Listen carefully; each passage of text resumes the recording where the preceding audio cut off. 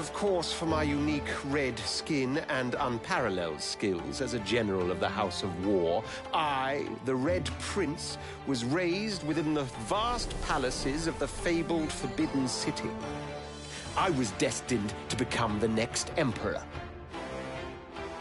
But my ambitions suffered a bit of a setback when I fell from grace for cavorting with demons. Now, I'm exiled and hunted by assassins.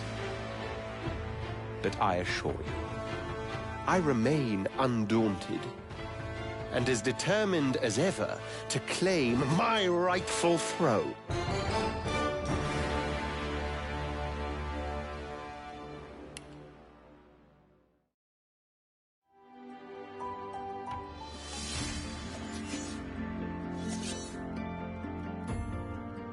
I used to be a slave, kept under the thumb of the master, the bastard that made me hunt down my own kin. How did he do that, you ask? With the living scar you see on my cheek, this horror that takes no more than a song sung by Master Dearest to control my very thoughts. But now the tables have turned. I broke my shackles, and when I finally find him, I will make the Master sing a very different kind of song.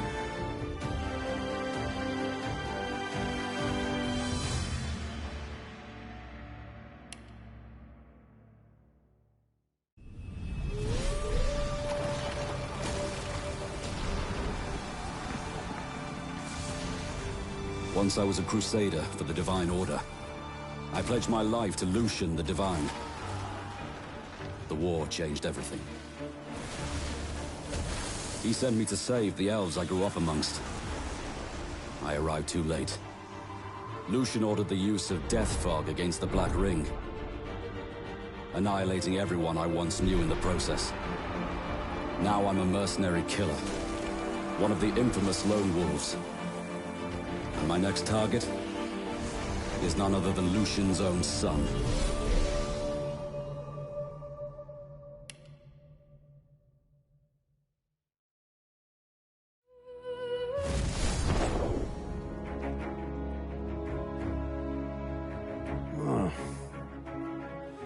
I was just thinking about someone I used to know. My cousin, the Queen, in fact. A tyrant. I tried to stop her, but things don't always go according to plan. She cast me out to a forgotten island, and made short work of my allies, too. Lucky for me, I was able to commandeer a ship, and began a new life for myself, out on the high seas. Aye, but I hear that the Queen is at it again, and there's something darker behind her madcap schemes this time. If I don't stop her, I don't know who will.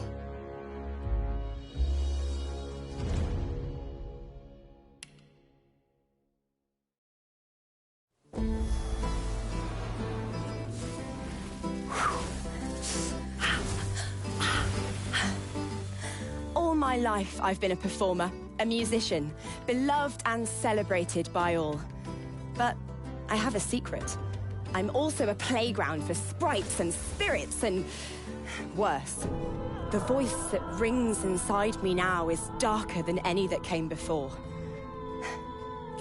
Almost caused a bunch of my fans to rip each other to pieces. But you can trust me. I've got this under control. Step 1. Find out who, or what, is trying to take control of my mind. Step 2. Make it sorry it ever tried.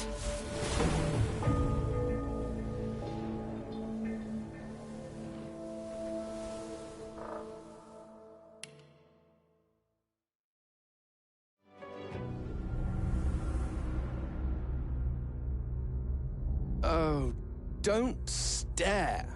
How would you look after eons in some ghastly crypt? Your people are rather prone to death. Mine are not.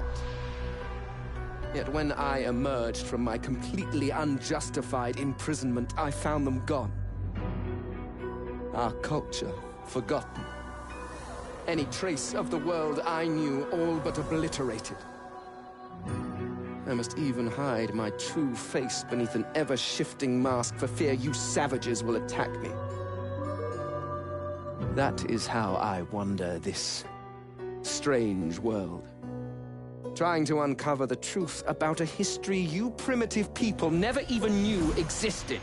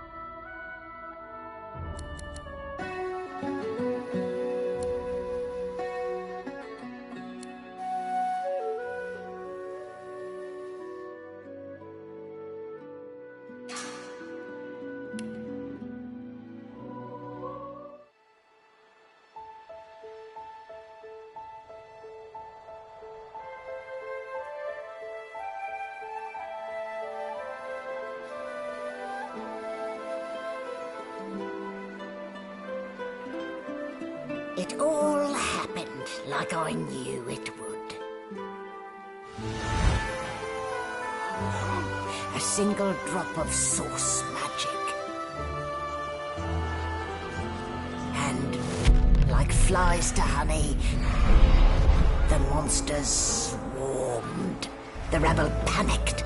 The carnage began. And the Magisters pointed their fingers at me. Just as I'd planned. I was shackled and collared, and sent to Fort Joy.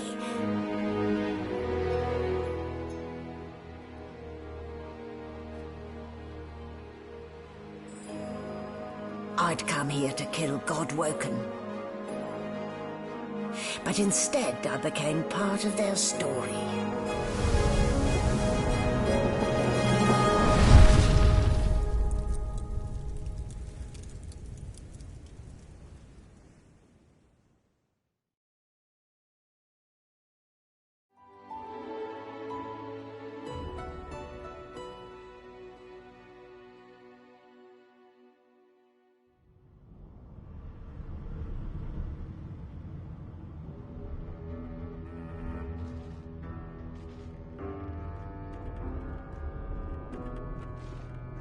So, still a bit groggy, are we? Don't worry, the sedative will wear off soon enough. Easy now, no need to hurry. Get your bearings and report to me upstairs.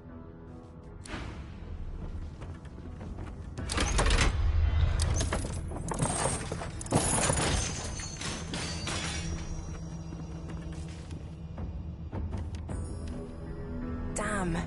And here I was, hoping my upstairs visitor was just playing tricks on me.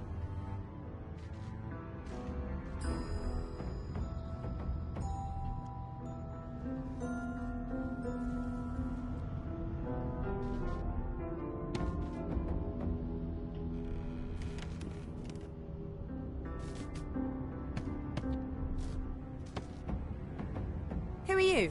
Nobody?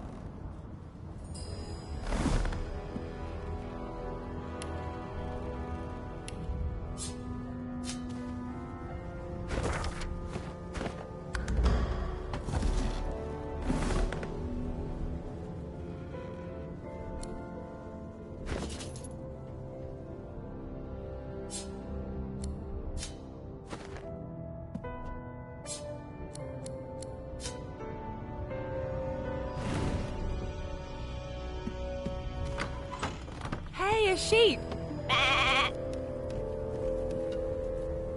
Shaking her fluffy coat, the sheep eyes you balefully, her rectangular eyes like letterboxes to the void. With one sharp hoof, she kicks you right in the shin.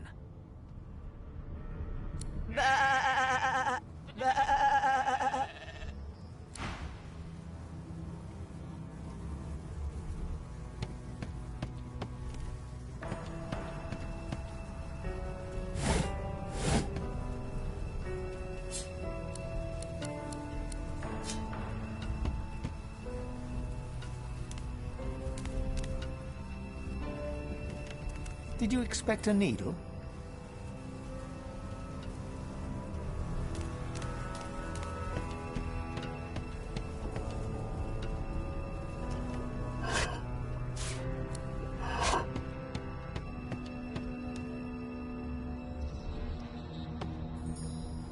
Did you expect a needle?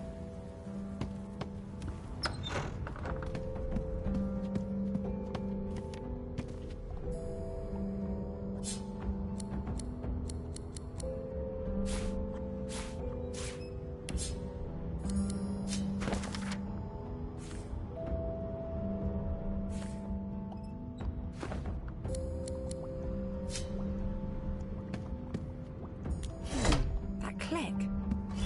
This floor plate triggered something.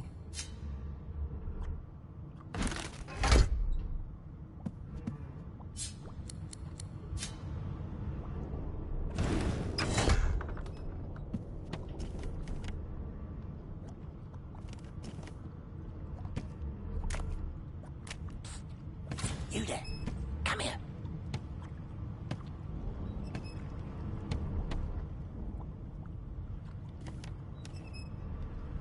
Hey. Hey. Get me out of this cage and I'll make it worth your while. You in? Your guess is as good as mine. Someone screamed loud as a banshee. After that, pure pandemonium. They never even told me what I was accused of. Just dragged me down here. Set me free, and I'll set you free. A fair trade, I should think.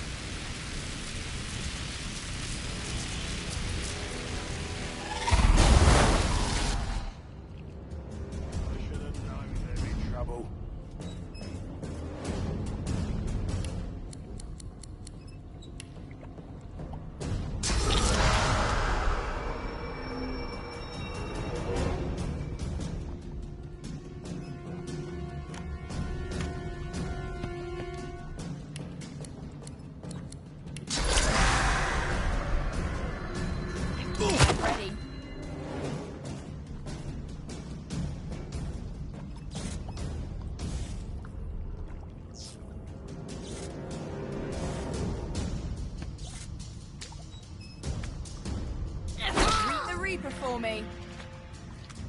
I'm not one to let sleeping dogs lie.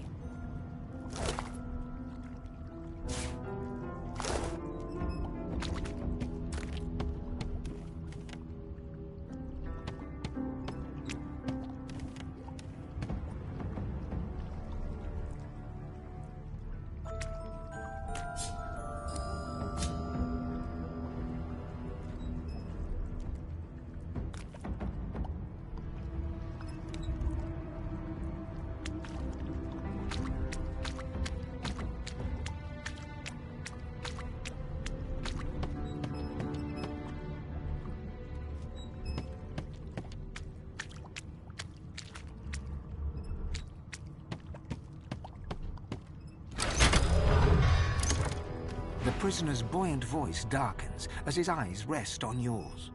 Ah, freedom. Tastes better than wine. I'm nothing if not a man of my word. And I did give my word I'd set you free, lass. Say your prayers while you've breath to speak them. The halls await.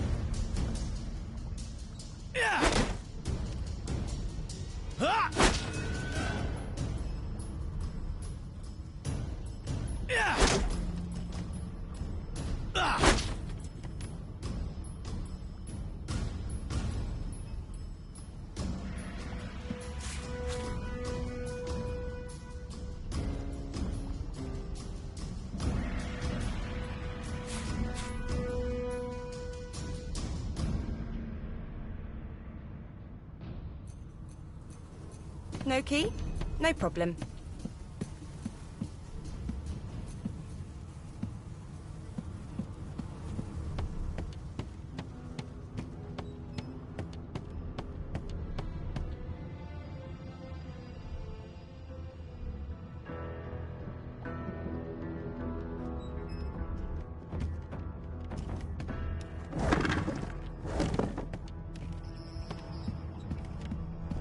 Empty.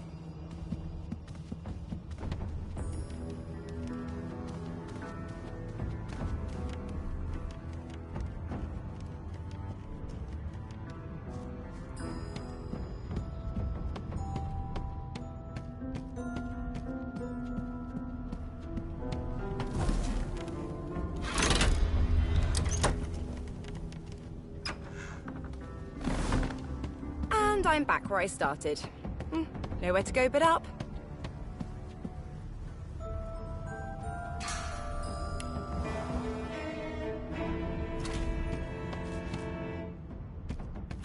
Why, you're looking a bit more chipper. Yes. Looks like that collar fits you snugly enough. Nice bit of work, even if I do say so myself. There you are. Not too tight, I hope. The collar, I mean. Oh, not to worry. Every dog has to get used to its leash. In the meantime, your next stop will be Magister William. All passengers have to be registered in the ship's manifest, and he's the chap in charge of the logs. You'll find him on the other side of this deck, in the officers' quarters.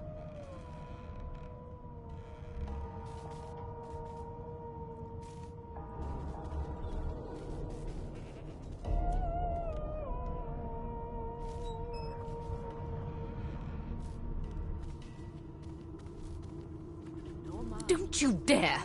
If you violate the virtue of my carpet, I'll do a good thing worse and put a collar around your neck. Index fingers pressed to her lips, she pauses a moment to give you a scrutinizing gander. My word, you do seem a bit befuddled, don't you?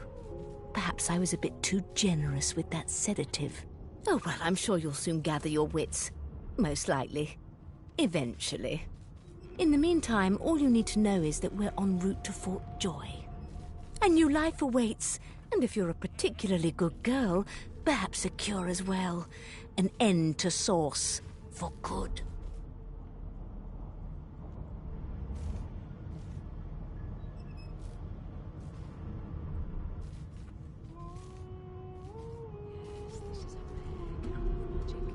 I'll need to write to headquarters right away.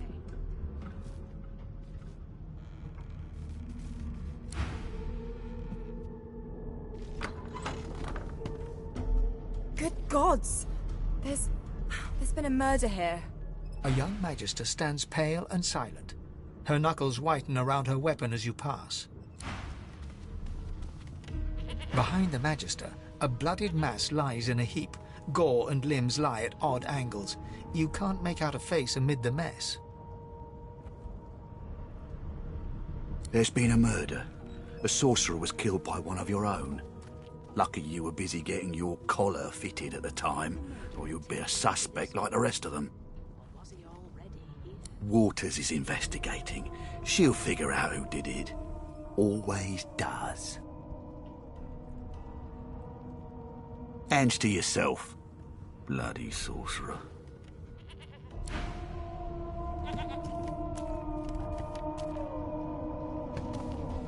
Ugly sight, isn't it? Burns me up this happened under our protection.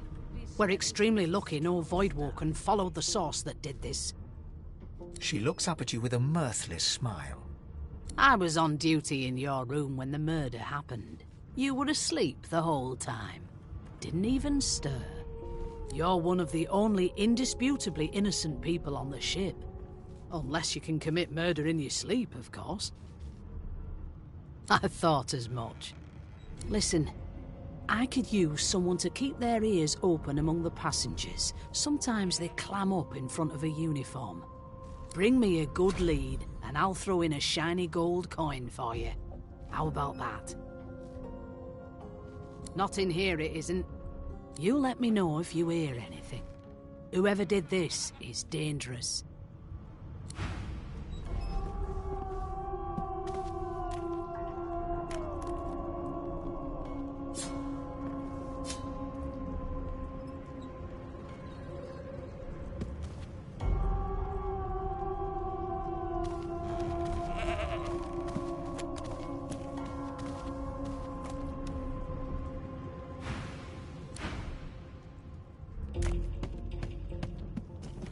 It seems as though there's a pattern in the blood flow.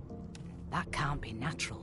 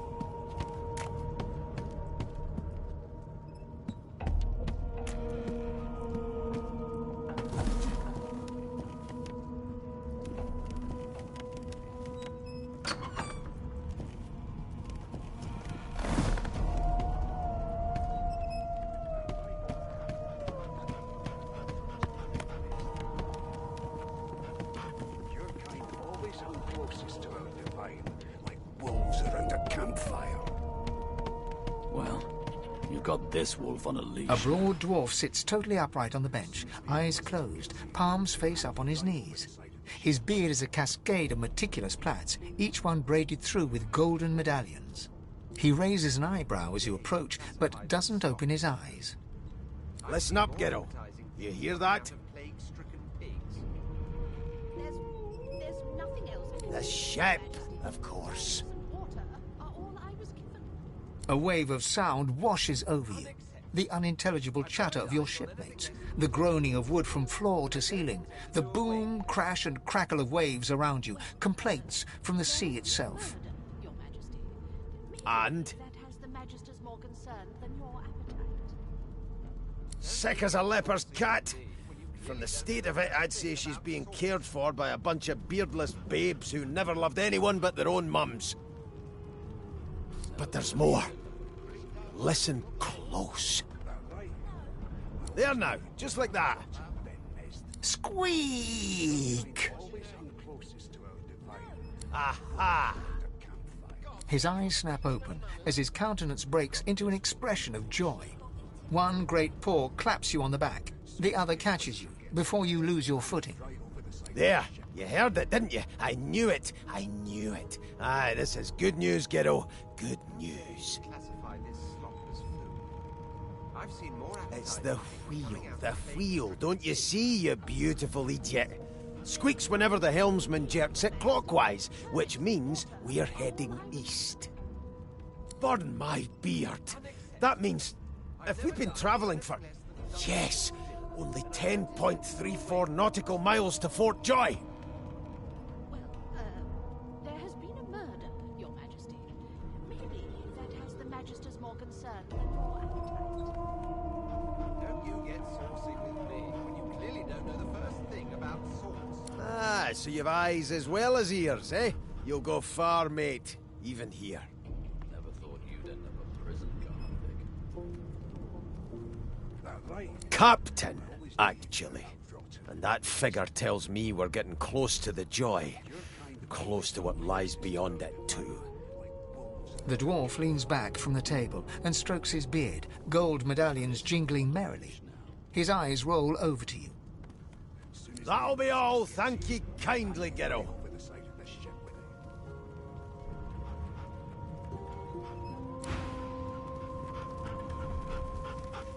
Ask what you must. I've nothing to hide. Seems to me you should be a little more afraid. There's a killer about. Well, what have we here? A fresh face in this stale hell. Let's size you up, shall we? See if you'll do. The lizard looks you up and down, like a farmer would a fetching horse. All of a sudden, he grips you firmly by the chin, with the intent of inspecting your teeth. I'll give you that knuckle if you keep carrying on. One of us would kill our own. My, we are fierce, aren't we? Not to worry. I'll soon remedy that. Now then, to business. You will answer me 3 questions. The first one is this. Can you cook?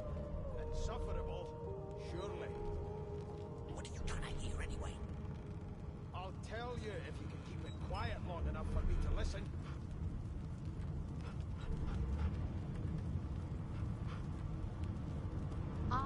you must. I've nothing to hide. Seems to me you should be a little more afraid. There's a killer about, after all. Till overboiling a bit of cabbage becomes a crime, I shall hold my head steady.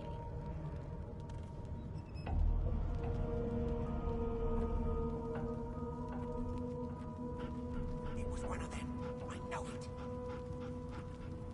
Would you put a knuckle in it? I'm trying to concentrate. They don't care about us. We're like cattle to them. I'll give you that knuckle if you keep carrying on. One of us will kill our own. They're picking us off one by one.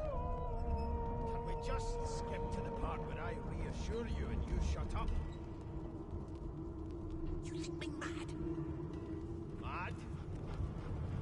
Insufferable, surely. What are you trying to hear anyway? I'll tell you if you can keep it quiet long enough for me to listen.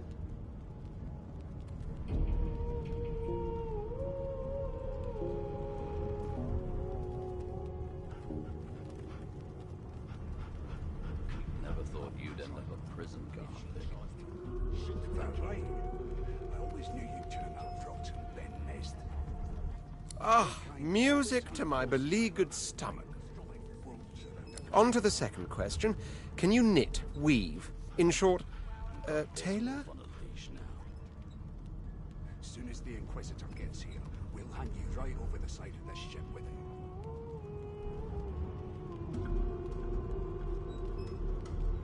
It was one of them. I know it.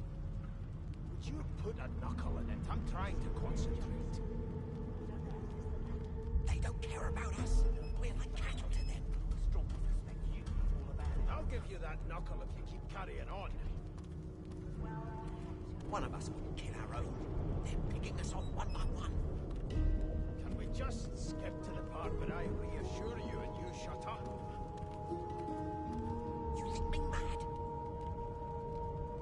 Mad? Insufferable, surely. What are you trying to hear anyway? I'll tell you if you can keep it quiet long enough for me to listen.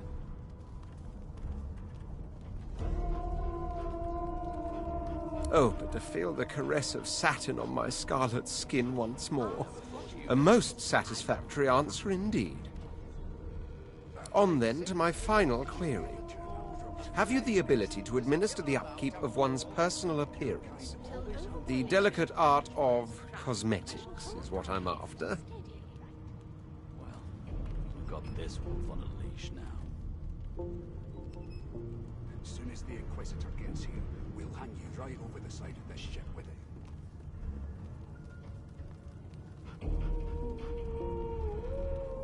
It was one of them. I know it. Would you put a knuckle in it? I'm trying to concentrate. They don't care about us. We're like cattle to them. I'll give you that knuckle if you keep carrying on. One of us will kill our own. They're picking us off one by one. Can we just skip to the part where I reassure you and you shut up? You think me mad? Mad? Insufferable, surely. Dear Lord, I might as well try and teach mathematics to a dog chasing its tail. So, 3 questions asked, 3 questions answered. Let's evaluate, shall we? As per your own testimony, you can cook and tailor, but your personal hygiene reminds one of a carcass rotting in the sun. Still, beggars can't be choosers. So without further ado, I offer you my sincerest congratulations. As of now, you are my slave. This wolf on a leash now. As soon as the Inquisitor gets here, we'll hand you right over the side of this ship with him.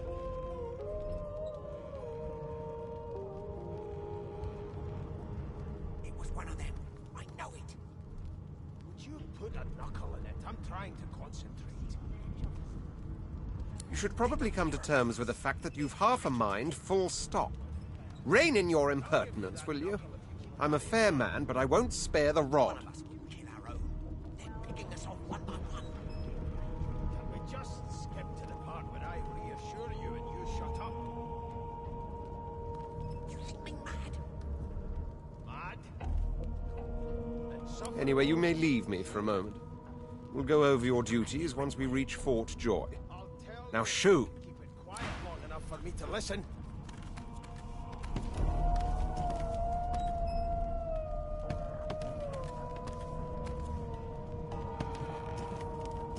Never thought you'd end up a prison guard, Vic. That right. I always knew you'd turn out rotten, Ben Mest.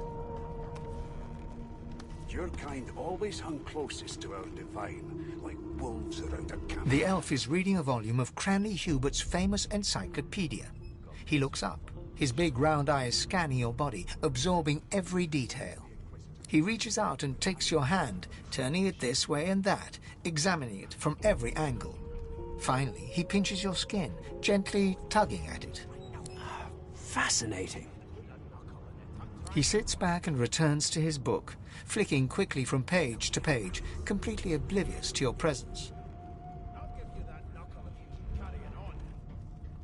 One of us will kill our own. They're picking us off one by one. Can we just skip to the part where I reassure you and you shut up? You think me mad? Mad?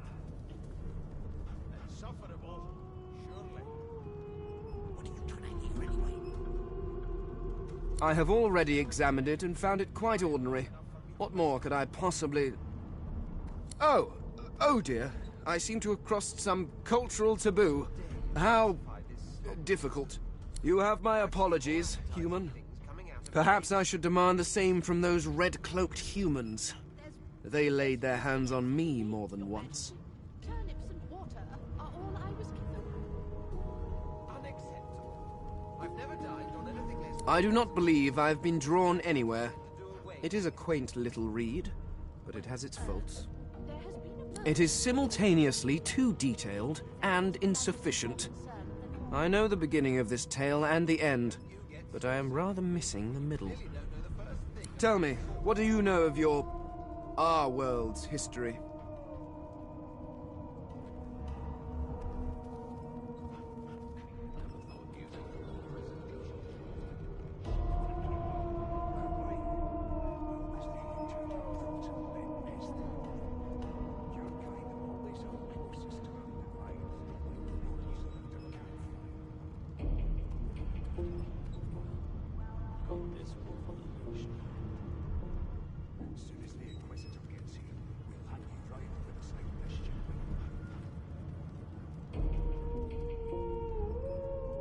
Ask what you must. I've nothing to hide. Seems to me you should... Most unusual, and if it's not too rude to suggest, not much of an answer. No, I want to know about the Celestial. I want to know about your gods. This text tells me that they created all creatures, but nothing of what came before. Where did these gods come from? Who are their people? Where are the others of their kind?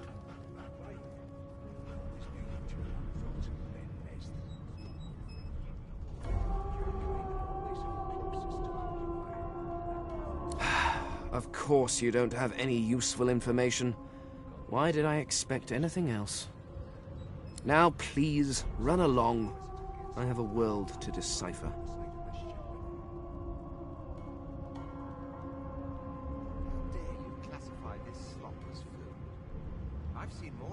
No amount of pestering will get the elf to take his eyes off his book or respond to your questions. Your Majesty, turnips and water are all I was given. Unacceptable. I've never dined on anything less than a dozen-course dinner, and I don't intend to do away with it. An elf sits tucked away in a dark spot, lazily rolling dice onto the surface of a barrel. They sound like the dry cackling of an old witch. Snake eyes. She chuckles. I bet that's just what they'll look like. It was one of them. I know it. Would you put a knuckle in it? I'm trying to concentrate. They don't care about us. We're like cattle to them. She shakes her head. Game for one, I'm afraid. Rolling dice. Deciding fates.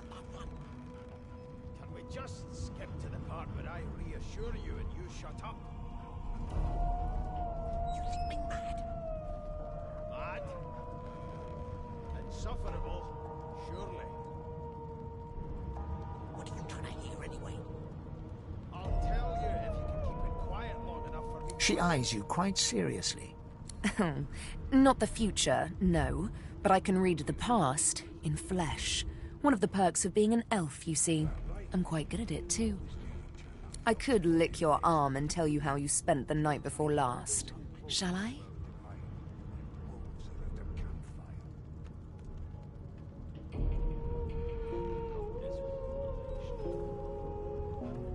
She gives your arm a vigorous stroke of the tongue, efficient like a cat grooming. You were in a cellar with other sorcerers. A dark, dank place. I remember it well. As everyone lay sleeping, you sat in the dark with wakeful eyes, looking rather lovingly at... me! Huh. My, aren't you a pretty cup full of sugar and spice? Can we just skip to the part where I reassure you and you shut up? You think me mad? Mad? Insufferable, surely. What are you trying to hear anyway? I'll tell you. Of course it is. The truth's right there, skin deep. But don't you worry, darling. Your secret's safe with me. I don't lick and tell. Don't worry, honey. It isn't yours. She looks you up and down with the merest hint of a coy smile on her lips. Never say never, though. You've got this wolf on a leash now. As soon as the Inquisitor gets here, we'll hang you right over the side of this ship with him. Ask what you must. I've nothing to hide. Seems to me you should be a little more afraid. There's a killer about. A scruffy man lounges against the wall with scarred arms folded. A sly smile playing on his face, he stares across at the Magister guarding him. Noticing you, he straightens and beckons for you to come closer. Watch your back, new fish. There's a murderer on board, and I'd bet 3 months' pay it's this tramp Ifan. Rolling his eyes at the Magister's warning, the man named Ifan beckons again. There's nothing else I can make, Your Majesty. Turnips and water are all I was given. He leans in and adjusts your collar with a sharp tug, balancing its weight so it no longer presses unpleasantly on your neck. He winks. Pinches less that way, right? Hocking a phlegmy gobbet in your general direction, the sullen Magister settles back to his task of glowering at Ifan. And now, you. We used to know each other, more's the pity. I was his commander many, many, many moons ago. Isn't that right, Vic? Standing far back from Ifan, the tight-faced Magister draws one finger across his throat in an elaborate fashion, but says nothing. Ifan grins, flashing pointed white teeth. Same as he was at 14 years old. Only difference is somebody gave him a bigger sword and now he's Johnny Big Pants. Long story. Maybe I'll tell you about it in the Joy. Away from interested parties. No. The dead man, Finn, is it? I'd no business with him. And I wouldn't put a man down without good reason. He glances over at Magister Victor, who's staring back at him with pointed intensity. Damn shame sheer annoyance isn't reason enough. The Joy, I've heard a lot. Nothing good. No surprise there, since Bishop Alexander runs the show. Wonder if we'll get to meet the ringmaster himself. There's a killer about, after all. Till overboiling a bit of cabbage becomes a crime, I shall hold my head steady.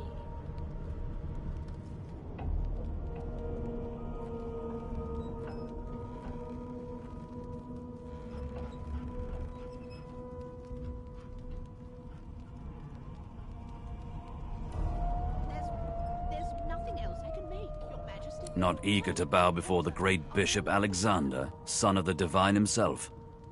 My sentiments exactly. But Vic here will blow a blood vessel if he hears you talking like that. What are you conspiring about over there? You! What's your name? Oh, don't mind him. Vic's just got a bee in his bonnet. And that bee is me. Name. Don't you get saucy with me when you clearly don't know the first thing about sauce. It was one of them. I know it. You put a knuckle in it. I'm trying to concentrate. Magister Victor looks at you suspiciously, then scrawls something illegible down in a tiny notebook. He scowls at you as he stows the notebook back in his voluminous robes. Away with you, at once. Ifan performs an elaborate pantomime of keeping quiet, one finger in front of his lips as he leans back against the wall. Mad? No. Insufferable? Surely. What are you trying to hear anyway? I'll tell you if you can keep it quiet long enough for me to listen. How dare you classify this stock as food? I've seen more appetizing things coming out of plague-stricken pigs. There's nothing else. Here's the register, ma'am. Good, good. Magister Williams has just about done with the last passenger. You faring okay so far? And I don't intend to do away with There has been a murder, Your Majesty. Maybe that has the Magisters more concerned than your... He tugs the collar of his uniform and chuckles. Sorry you're upset, ma'am, but we all wear what we wear for a reason. You head on in now. Williams will get you sorted fast. One of those bubbles trained on her, and if she tries to run... Standing at the center of the room, you spot a sorcerer haughtily eyeing a pair of nervous-looking magisters. They keep their crossbow trained upon her as she's being interrogated by an officer. So you admit it then? You murdered that poor fella? Yes, I did.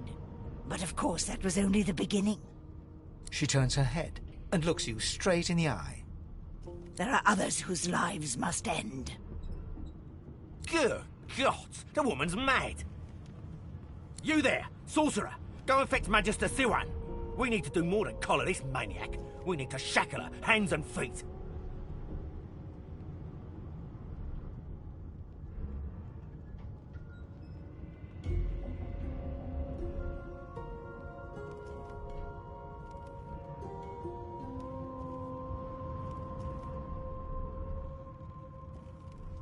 It means your journey draws to a close. Do stick around for its finale, though, because... She reaches for her collar and simply removes it. I'm just about to create a scene. Subdue her, men, quickly! If she casts source, the Voidwoken will come. They'll end us all. She smiles with wicked satisfaction. Precisely.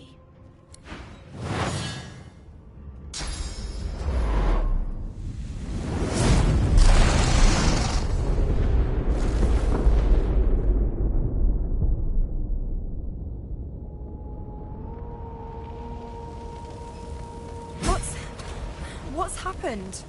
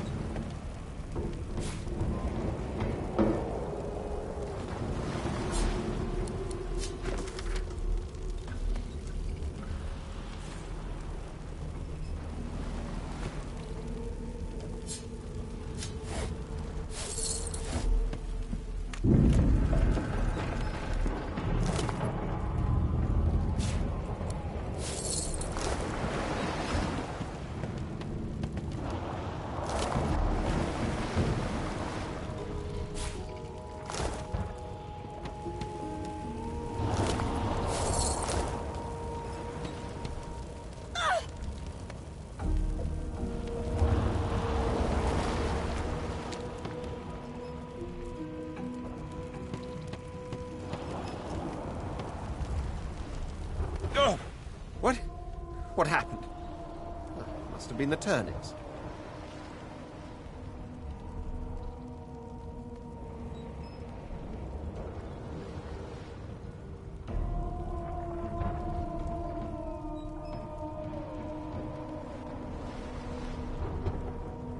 Water? Wine, for goodness sake! Oh! The lizard's eyes close as he slips into unconsciousness.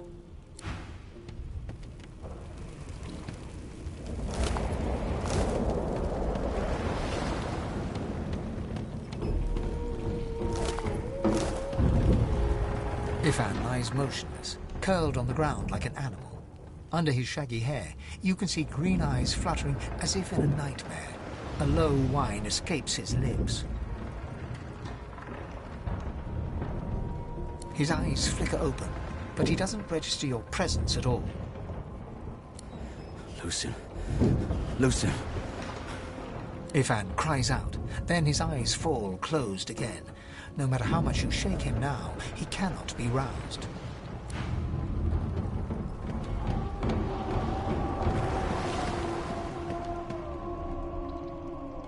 No, not the final dark. Not yet.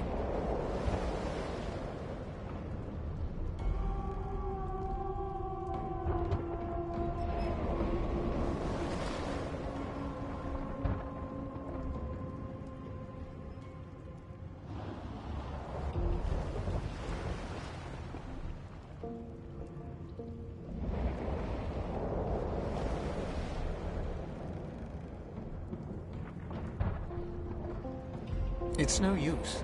Your words... The dice roll darkly. They're rolling for me. The dwarf lies in a heap on the floor, his great beard twisted and tangled around him. He is stock still. You can't see if he's living or dead. You hear a faint thud, thud, thud. He's alive, but only just.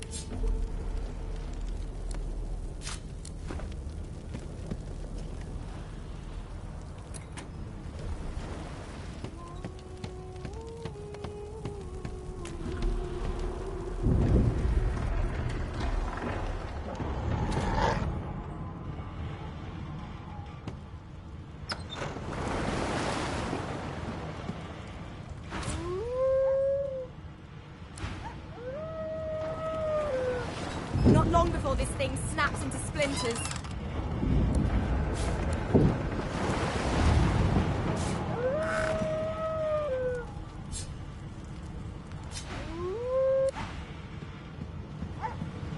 Damn, that doesn't bode well. Onwards and upwards.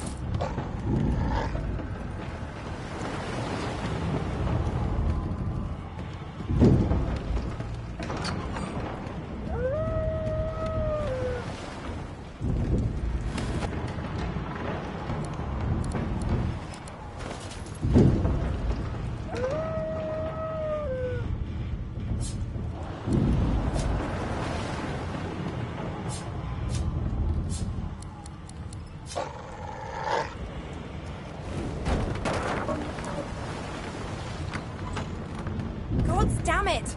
Need to get off this wreck and quick.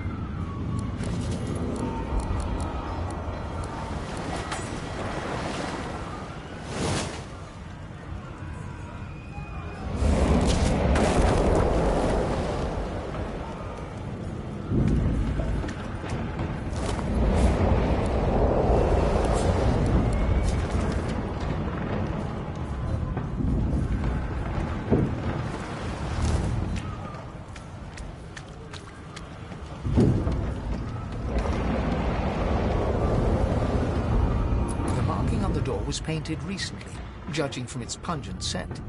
You don't recognize the symbol, but it's clearly warning you away. You press your palm against the door to open it. The wood feels neither cold nor warm, but simply grey. The color drains from your hand, and you are left numb.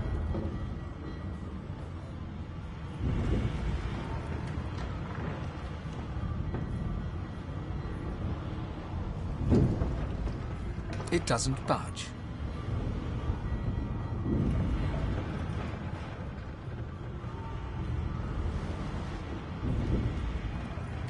The door groans open, but an ashen shadow clouds your mind.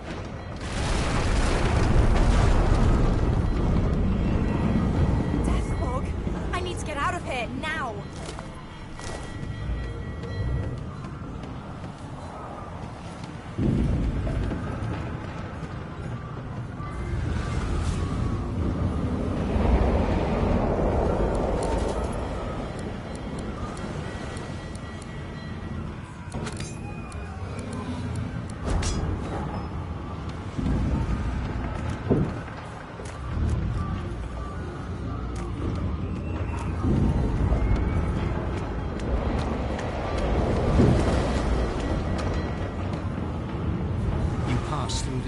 And are suddenly face to face with an undead. His skull is bizarrely angular, and a glorious jewel sits in the middle of his forehead. The skeleton is quickly leafing through a volume of Cranley Hubert's famous encyclopedia, muttering to himself. No! What damn fools record knowledge on a pulped tree? It catches fire, it turns into must when wet, it cannot even resist acid! No wonder they're so bloody ignorant. The skeleton looks up and notices you for the first time. Oh, it's you. Shouldn't you be running and screaming or some such?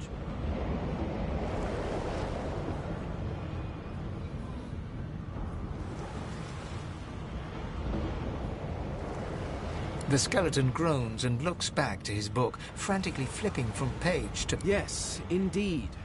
It's the look of someone that wants to read the bloody book he's holding. Now, if you're really quite finished, I believe you have lifeboats to flee to.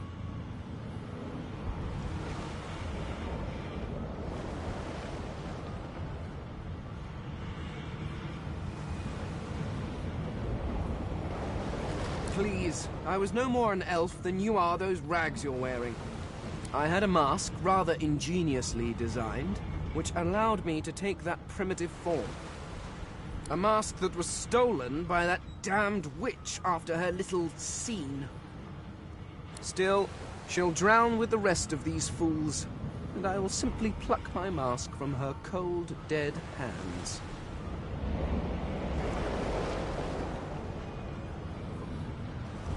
Indeed, just as sensible as getting off a sinking ship and leaving a fellow to his business.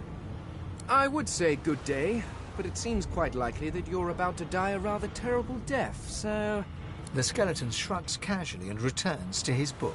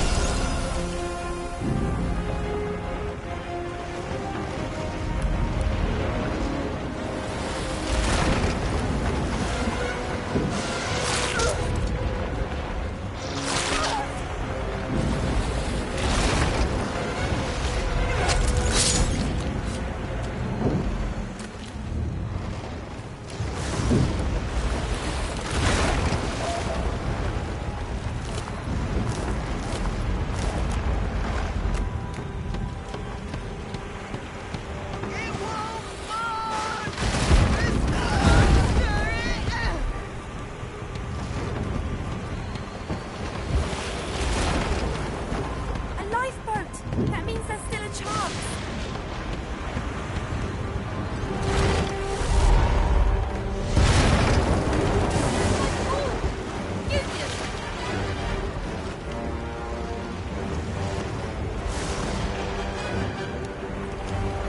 Shut your trap, kid. Children and dwarfs first, just like the old stories say. The dwarf yanks at one of the nearby ropes to no avail. You said there were other people down there. We need to help them. You see those tentacles, kid? It's time to get the hell out of here.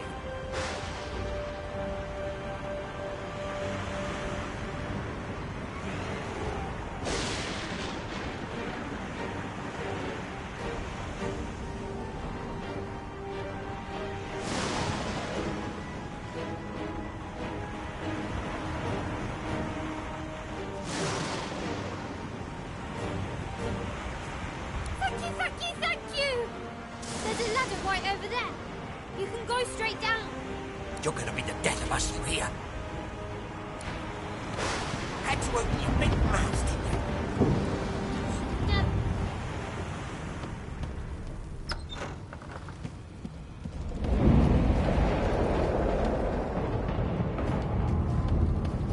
If you can walk, get yourself up the ladder. There's a... Wait! Void woken!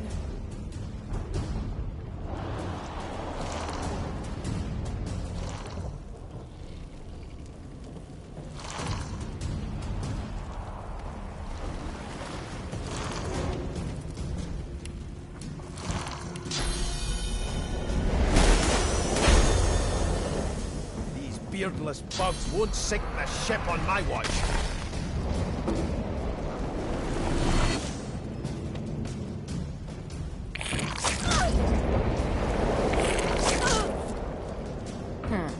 Let the games begin.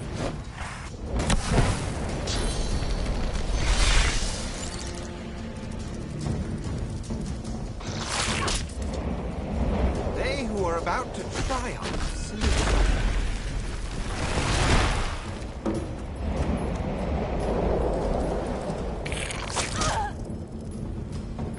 I've faced worse.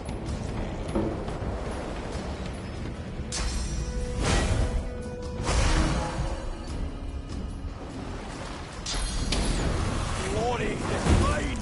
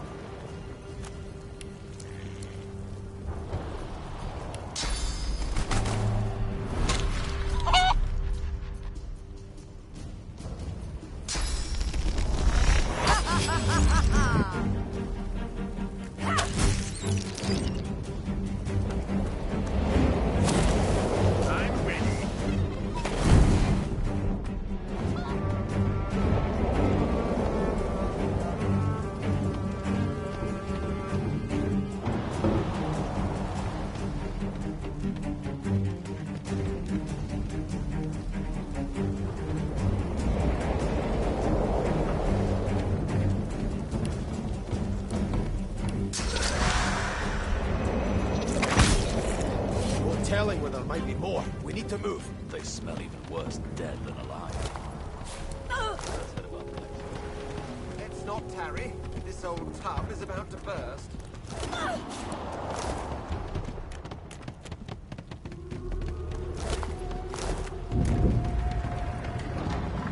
I hear something. It's Magister Siwan, the one who put on this damn collar. Sounds like she needs help. She tries to speak, but can only gape as she clutches her neck, trying to stem the bleeding of a gushing wound.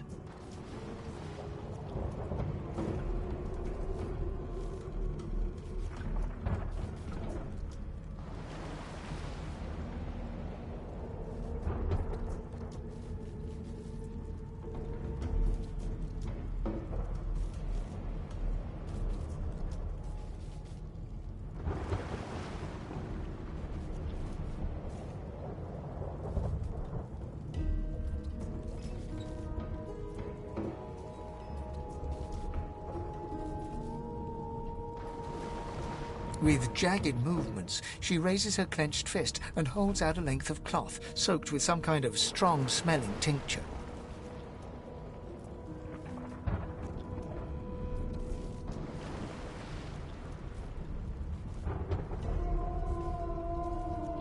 Blood quickly soaks through the cloth. Magister Siwan's mouth opens and closes, her eyes wide in terror.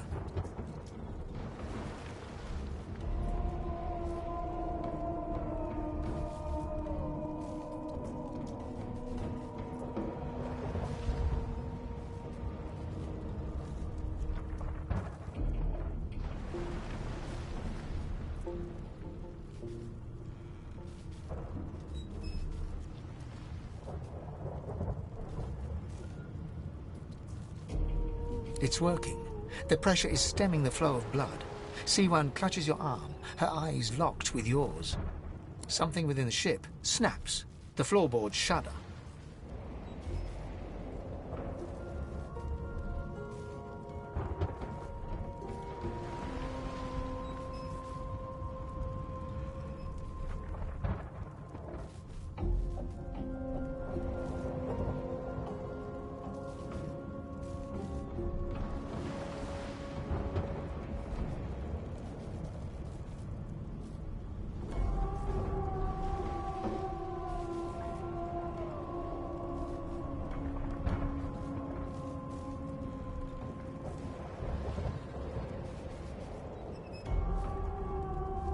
Siwan struggles to her feet, clinging to you tightly.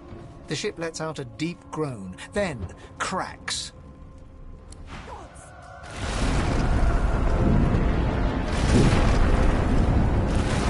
It's ripping the ship apart!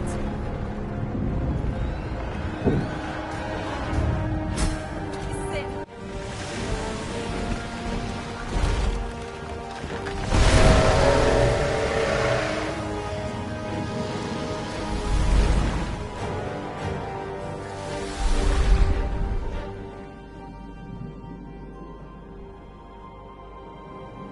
I have plans for you, child. Rise.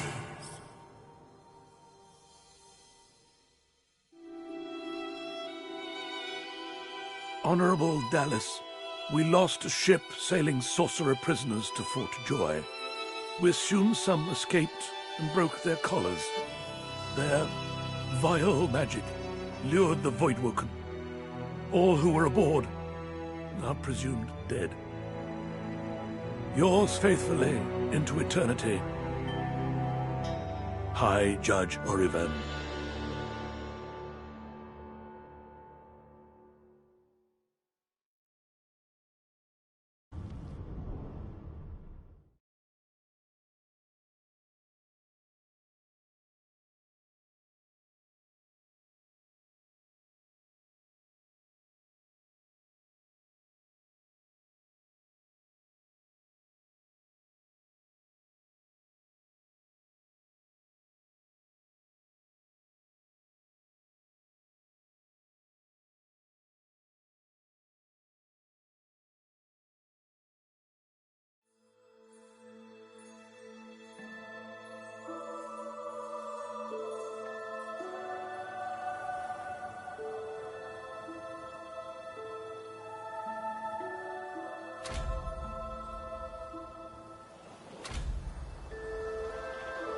Well, the Order's right about one thing. First comes Source, then comes Voidwoken. Am I the lone survivor? Well, thanks, disembodied voice.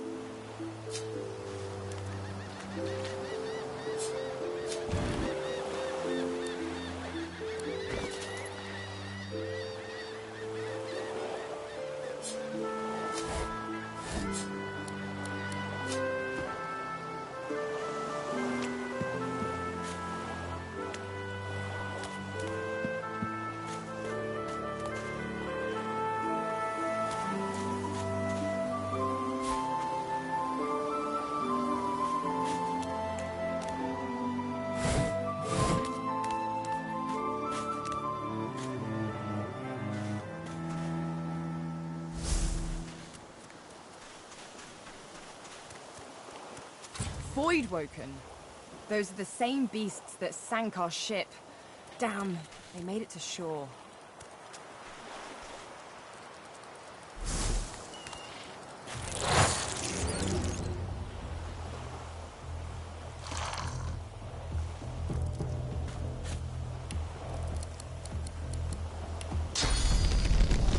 I'll get to none.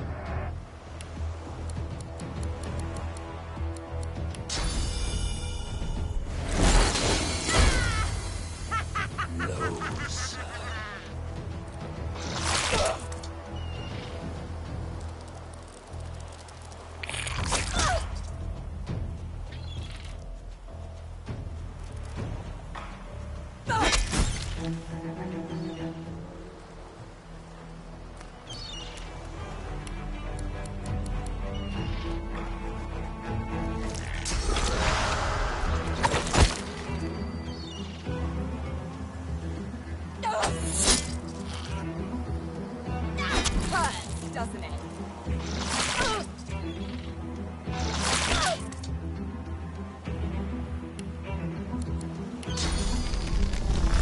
Darn. I thought these bloody collars were supposed to keep those things at bay. That's Magister Jalen. He wasn't so bad on the ship, at least. Poor fella.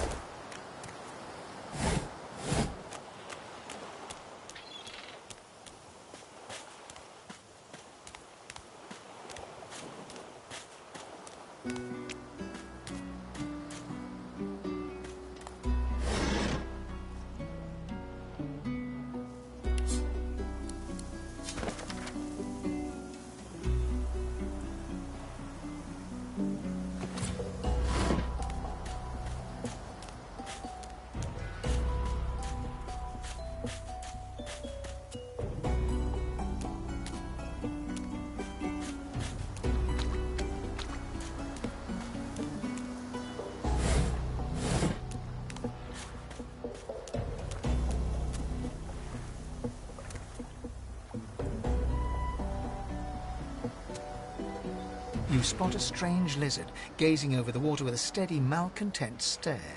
His skin is of a bright, blood-red colour. Could he be...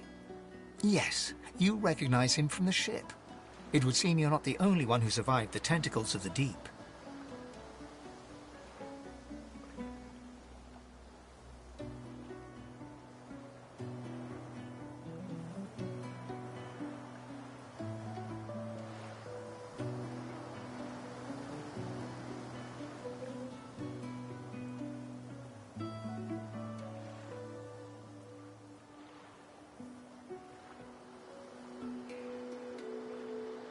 The lizard turns about with the graceful ease of a dancer, or a duelist.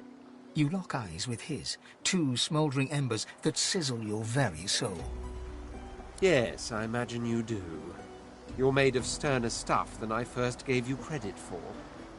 Chances are I wouldn't have survived the shipwreck had you not returned to the aid of your fellow passengers down in that dreadful hold. You have my gratitude. Hand over heart, he salutes you with a bob of the head. More than a nod, though less than a bow.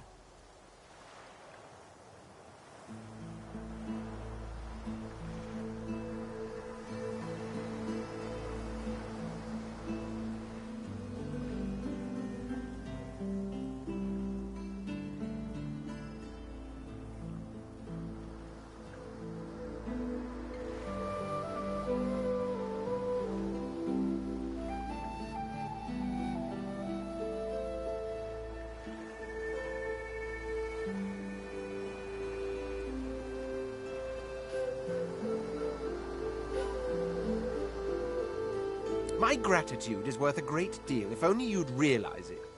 But of course you don't, so we'll leave it at that. As for the slave thing, let's forget about all that, shall we? One good turn deserves another, so you may as well have your freedom. Now then, if there's nothing further...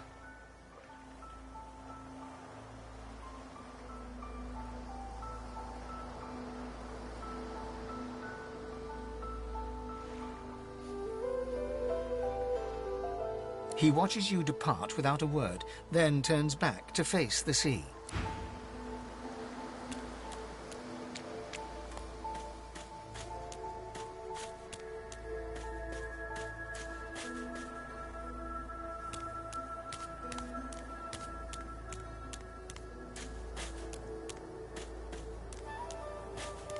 A black cat.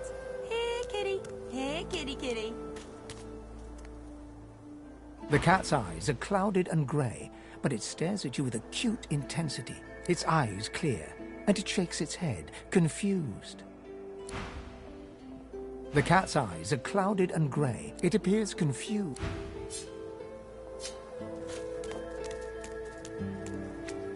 What's this? I found something.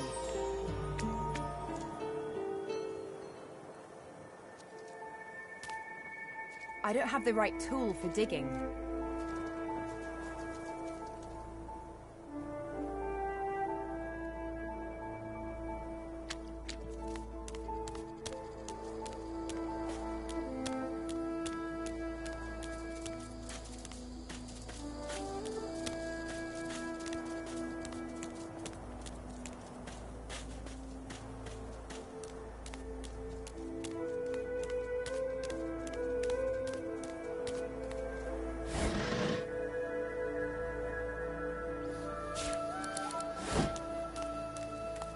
What's this? I found something. I need a shovel.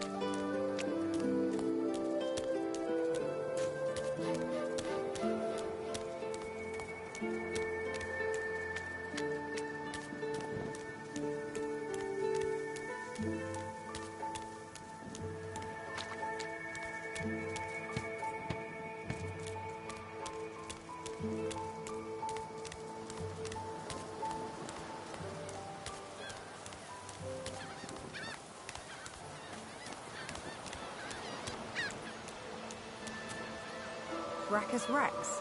Who's that again? Nice throne, at least.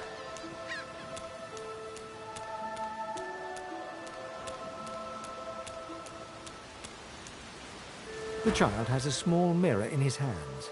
He holds it up at angles, inspecting his eyes, his chin, the crown of his head. He spots you, and his arms snap to his sides. I'm not supposed to talk to strangers.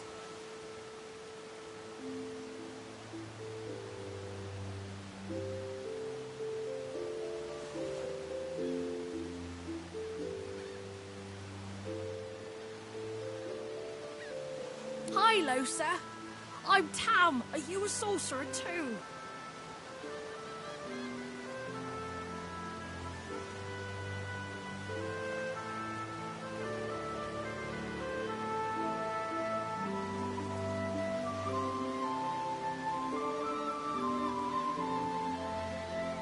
The child screws up his face and looks at you, hard.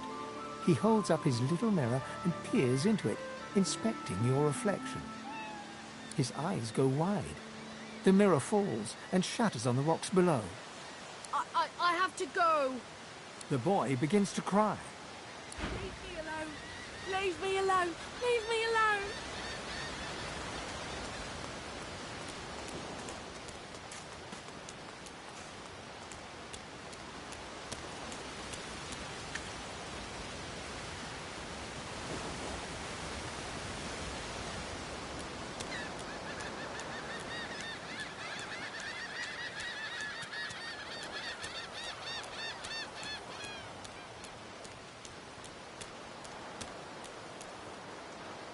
leave me alone, please?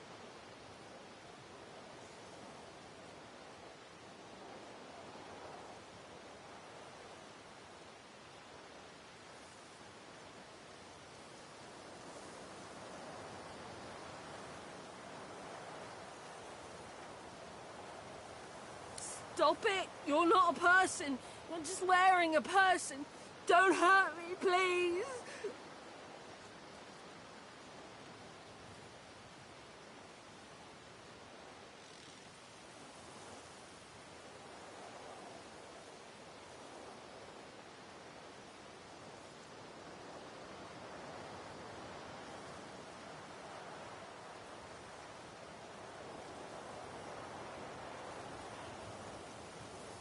Go away! Go away!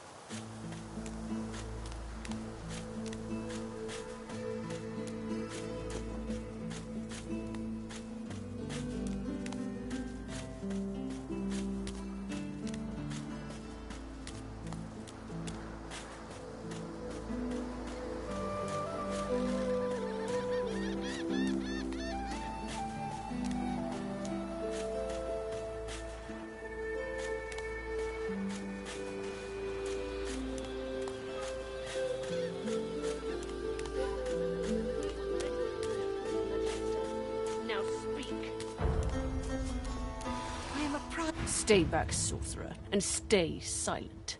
Our Godwoken speaks. We know you've been helping sorcerers escape, Atusa. We have proof. I'd sooner cut my tongue out than lie to you, Alexander. I know nothing of any escapees. If you can tell the Godwoken no more, your tongue is of no use. Cut it out. This can't be serious, Alexander. Come! You should know by now to obey your superior, Magister, whatever she may ask.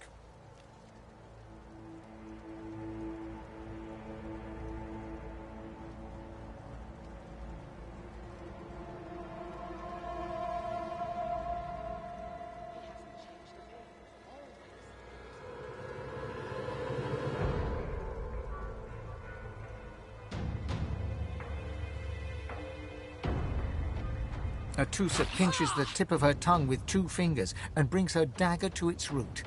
Her eyes squeeze shut. Drops of blood form against the dagger's edge and quickly fall to the ground. She groans. Stop! My father, may his soul rest in peace, would be disappointed in you, Atusa. To think you would lie to his only son, your bishop, and your friend these many years. The fate of our realm hangs in the balance. If you will not help us save it, then you will help the Void destroy it. Dallas? Yes, Your Holiness? I believe we're done here.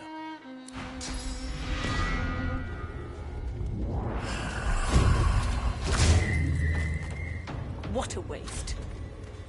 Come, we'll be needed elsewhere. No, exactly. Didn't I?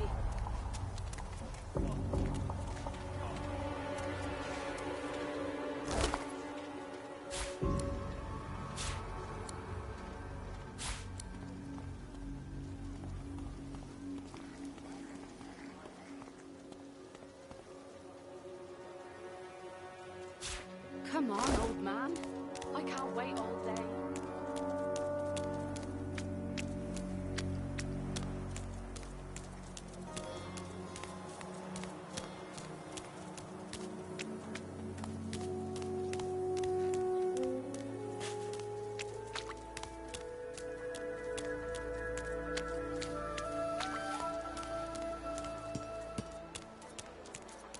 Come on then, Legsy.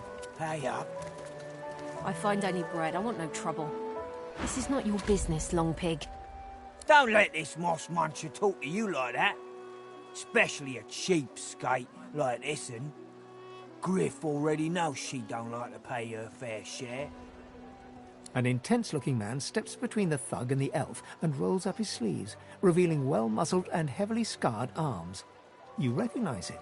It's Ifan, who you met aboard the ship on the way here. Just stand aside, won't you, mate? This is no business of yours. Lone wolves decide their own business. The thug freezes in fear for a moment before shuffling back to the protection of his crony. Pay up, elf. No one shorts Griff. Especially not one of you.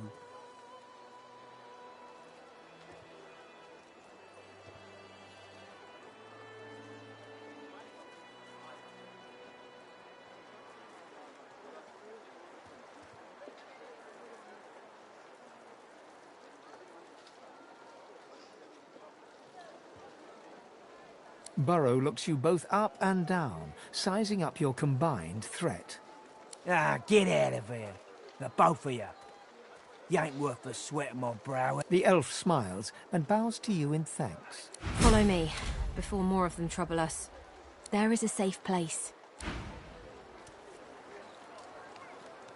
Ifan rolls his sleeves back down. He nods at you, the shadow of a smile on his lips. Good work there. Good work. I can tell you've got chops. Say, you were on the ship here with me, weren't you? He stretches out one rough hand to shake yours. He grips your hand tight as a vice and shakes it, hard. Say, you don't look all that busy now that we're safely on dry land. I could use someone to watch my back, and it looks like you could use someone to watch yours. I've just got a small errand to run, and then I'll be looking to get the hell out of here while I've still got a neck to collar. How about we stick together until we get out of this place?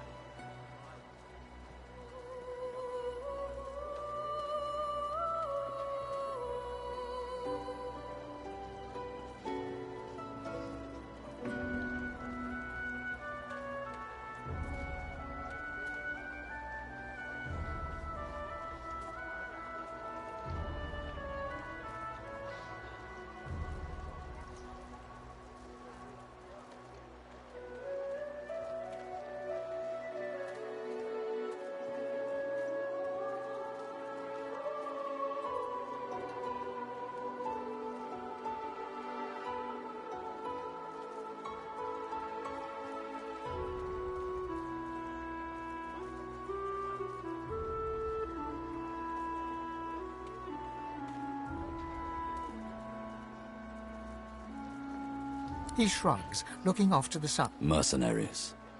It's a job. My job. The usual way. Haphazard, terrifying, and drenched in blood. Haven't quite worked out the details yet, but I'll wager it'll be no worse than what'll happen if we stay put. 2 heads are better than 1, and when push comes to shove, 4 fists are better than 2, right?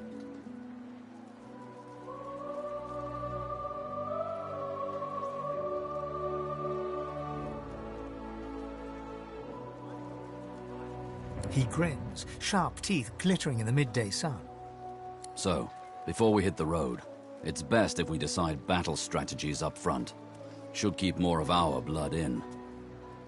Survival's my main priority. I'll use every trick in the book to keep us alive. But if a wayfarer's not what you're after, I've got other skills. What do you need?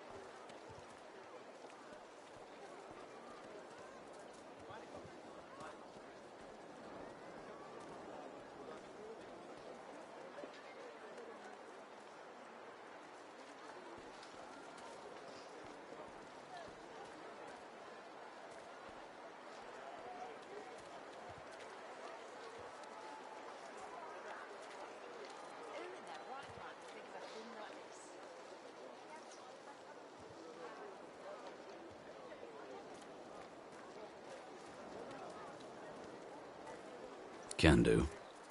Onwards. He scans the horizon for threats with one green eye, then nods back at you. Right you are. Lead the way.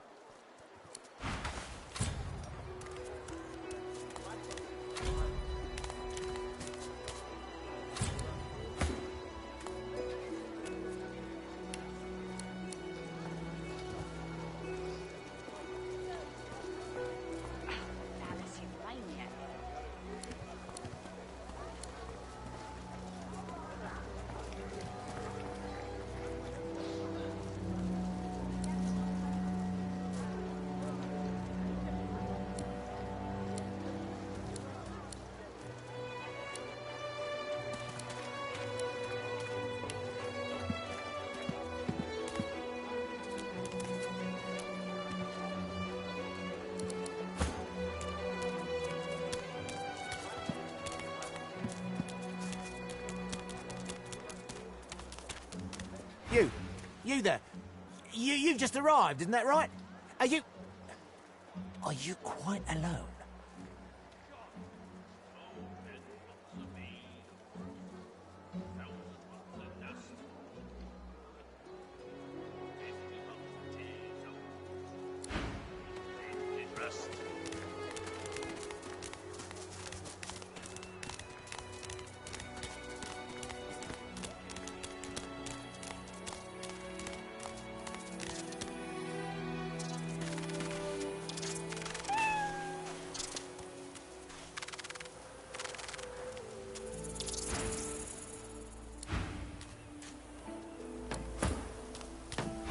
Coloured like a dog. A very pink, very long dog. I'd pity you, but Shaka the Ineffable has no patience for weakness.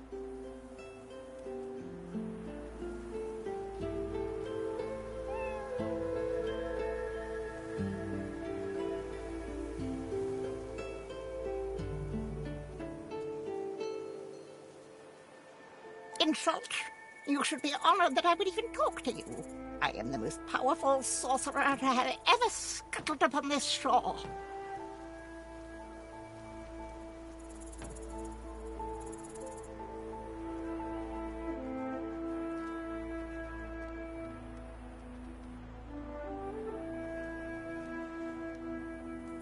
Yes, I'm surrounded by inferior creatures, none of whom recognize my greatness.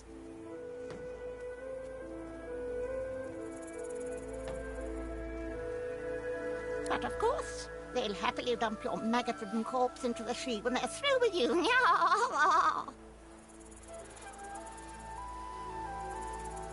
Ha!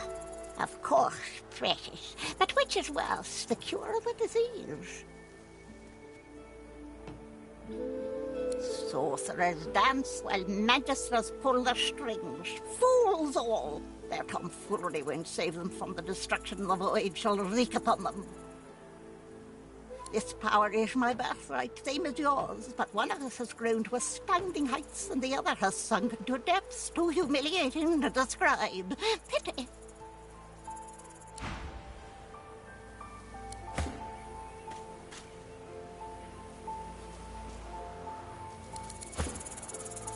The cat's eyes are clouded and grey, but it stares at you with acute intensity. What? How did I get... Hey, stop following me.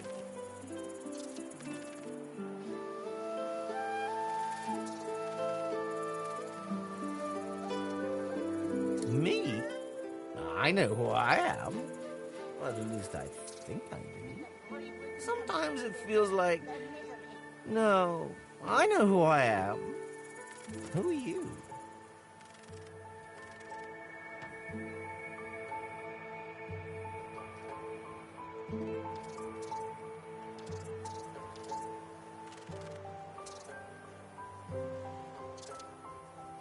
Huh?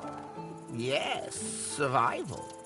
Harder than you'd think, maybe. Harder than...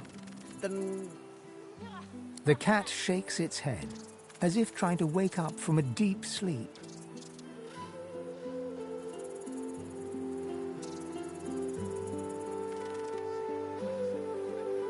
Huh? Yeah, fine. I'm fine. I'm not sure. It's all a little foggy. The cat opens his mouth as if to speak, but his eyes lose focus, and with a jerk he turns away from you.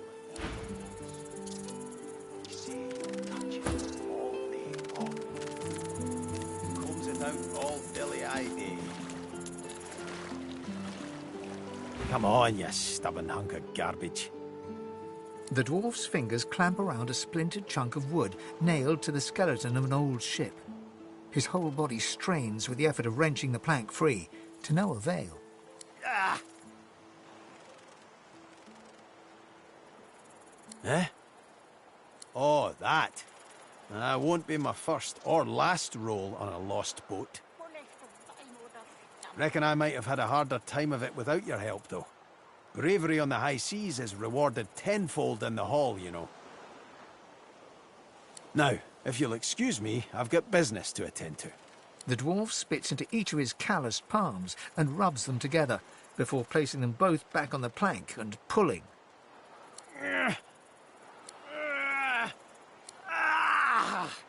Bleeding nail must be charmed or something.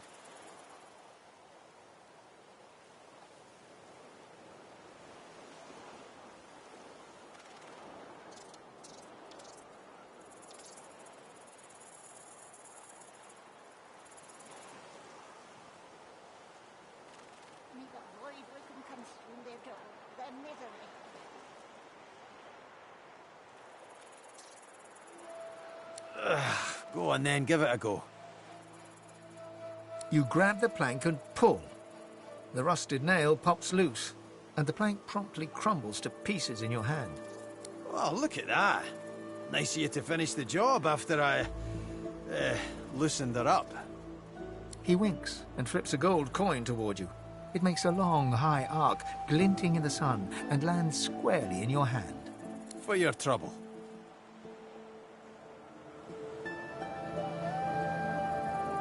No, but I'd hoped to build something with it that would be worth 1,000. It were a fool's errand thinking I could make something out of this heap, but I couldn't help myself from trying. He sucks a finger and holds it up to the wind, testing the breeze. Winds like these, she would have capsized before she reached the break. Well, on to plan B. He gives you a wry look, as though deciding whether to trust you. Aye, was planning to build me a raft and paddle off. I've got business north of here, in a town called Driftwood. Far be it from me to miss an appointment. Why don't we make a deal then? You help me get out of this place, and I'll do the same for you. That's the spirit. He lifts an invisible cap and bows with the grace of a courtier. Pleased to make your acquaintance. The name's... well, the name's dead and buried. What matters is what they call me. Beast.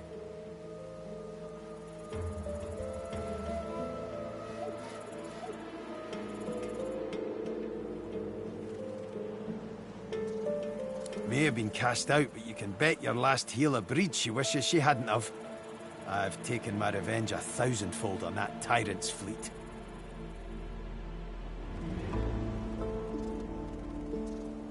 I'll tell you when you're older. Anyhow, we're a team now, so the me is not half as important as the us. Let's get down to brass tacks. Fighting, I mean. I've been up and down the realm so often it'd make your cabbage spin, and I picked up a few tricks along the way. Truth be told, I've grown fond of crushing and casting. A battle mage, if you like. But there's not so important as team dynamics. So what'll it be?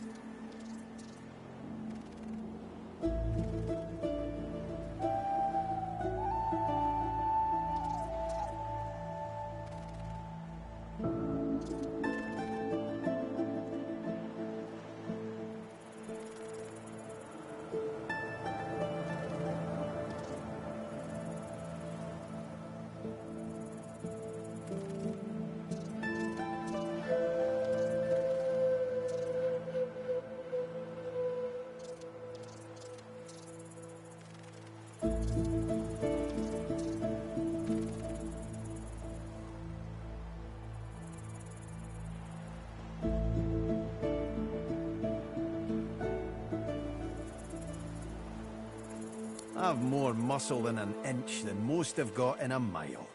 What do you have in mind in particular?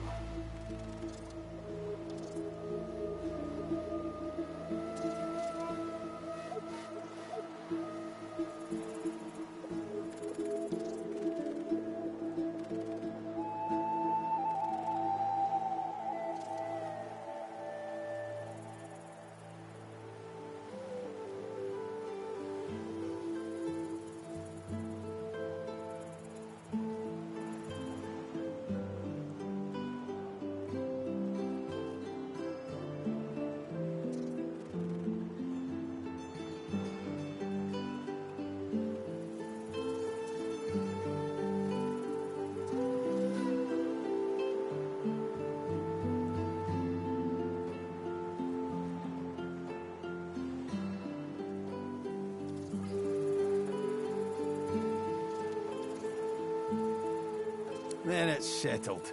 Capital! Well, that's that sorted. Onward then. I've got to get out of here, and soon. And I suppose you do too.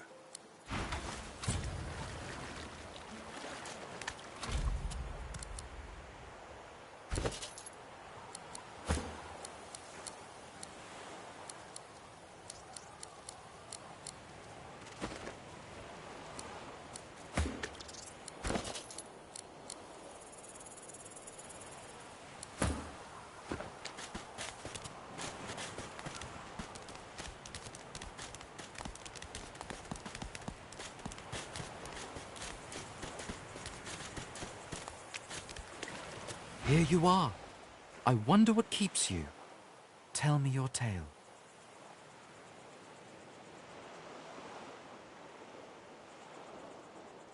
Start from the beginning. Start from where you come. I see, I see. Now tell me more. Tell me what you do. Tell me what you find. I understand. Now tell me how your story ends. I see it in your shoulders, the weight you carry. I hope your wish comes true. Take this rope. It is a gift. It is common, but it helps you lift burdens. It is nothing. Many fragments swirl on my shore. See what I gather.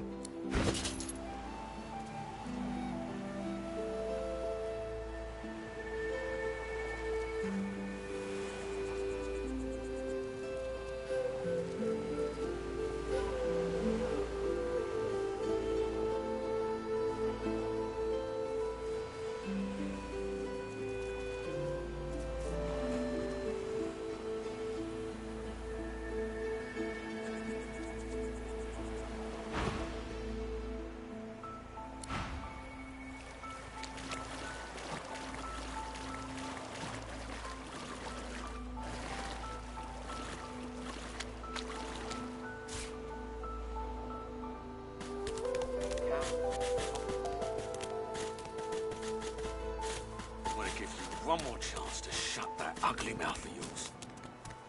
Goodness, but this place has made you cranky. Perk up, old chap. There's plenty of singletons about. Please, excuse us. You're talking to me, not her, Sam. Oh, for the love of Lucian, Balladeer. You're acting like a madman. Say it again. What you said about my wife. Go on.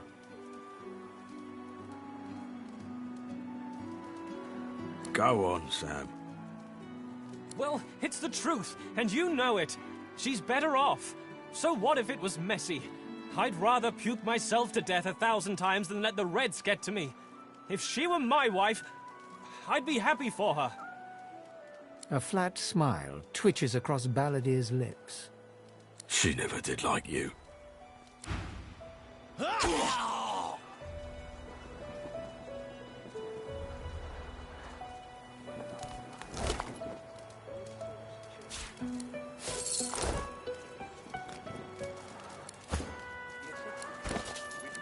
Bastard.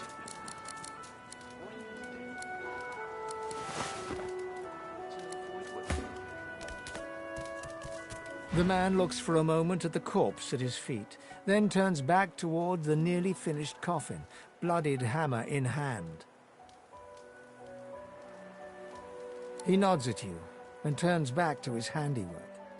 He lines up another nail and hammers it into the panel.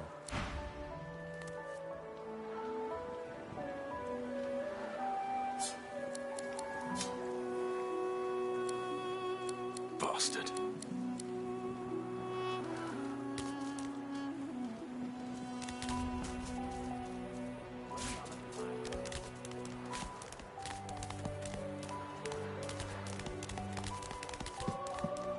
Here so quickly, we find source so dangerous.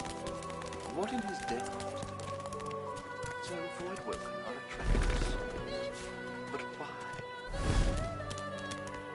When another divine rises.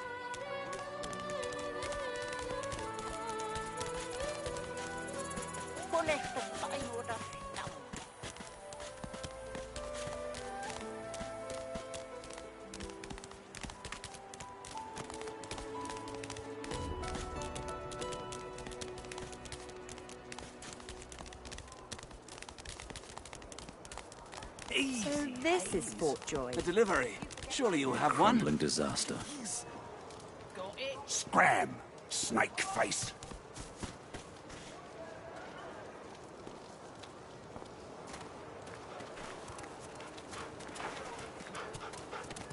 Worse than war rations, these.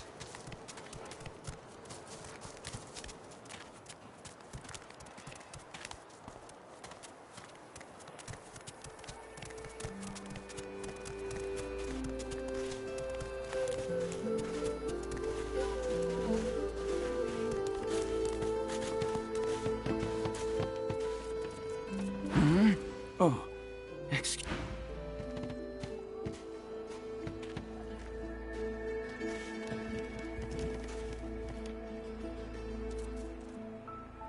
Amid the squalor of Fort Joy, you suddenly spot an elf with diamond features, regal and radiant, but cold too, and sharper than any knife. She was the one who sat rolling dice in the ship that went under, deciding fates with every roll, or so she said. Her eyes are focused on a lizard some distance away, and you get the distinct feeling he's an unfortunate man indeed to be trapped in her tiger-like gaze. No sooner have these words left your mouth than she turns about and grabs you in a stranglehold. You feel the tip of a long needle being pushed a little ways into your neck. You caught me off guard. No one catches me off guard. Better tell me who you really are, or this time I'll let my needle do the licking.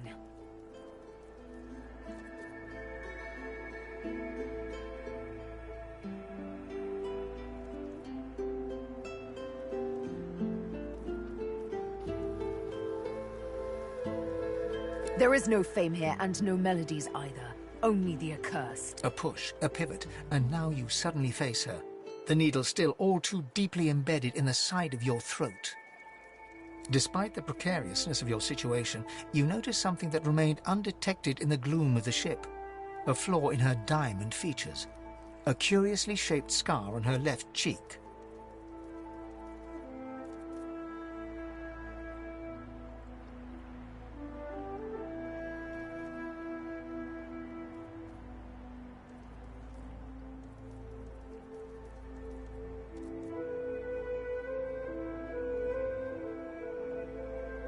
Because it is my desire to question him intensely. As for the reason, you're staring at it. You see, once upon a bad old time, a lizard cut this thing, this living scar, into my cheek. The mark of a slave. But now I'm free, of sorts. And I've traced that lizard here, to Fort Joy. I intend to raise the subject with him.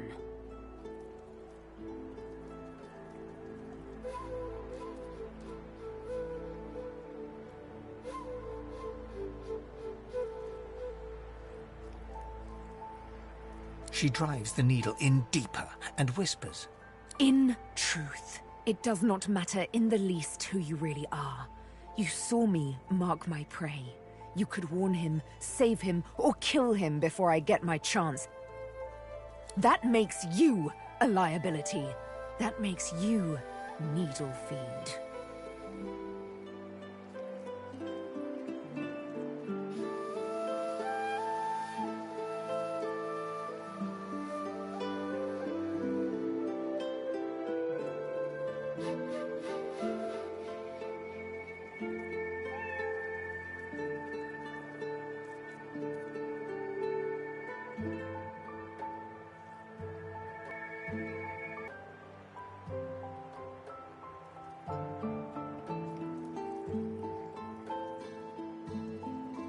A bright sparkle of laughter follows your proposal. Ha! How amusing. I admit I had not seen that twist come. Make your case and do it quickly. Why should I join you? Escape? How you do tickle me. Most of the misguided dears around here would argue such a thing is impossible.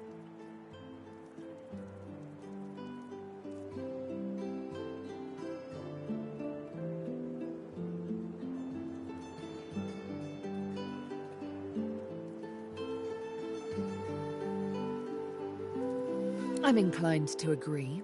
You managed to catch me off guard, after all. Oh, little needle mine, what should I do? Push or pull? The agony of choice.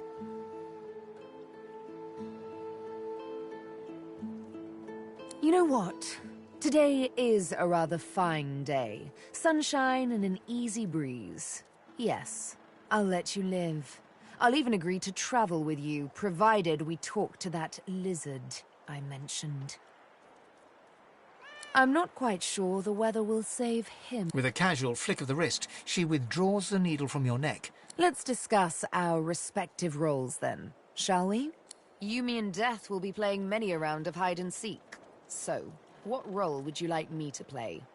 As a rogue, my speciality is stealth. The quick silence of the dagger striking unseen. That said, I'm perfectly lethal wielding any weapon or magic. So, the choice is yours. But of course, I can play the strings of magic like a harpist her instrument. Is there any specific tune that takes your preference?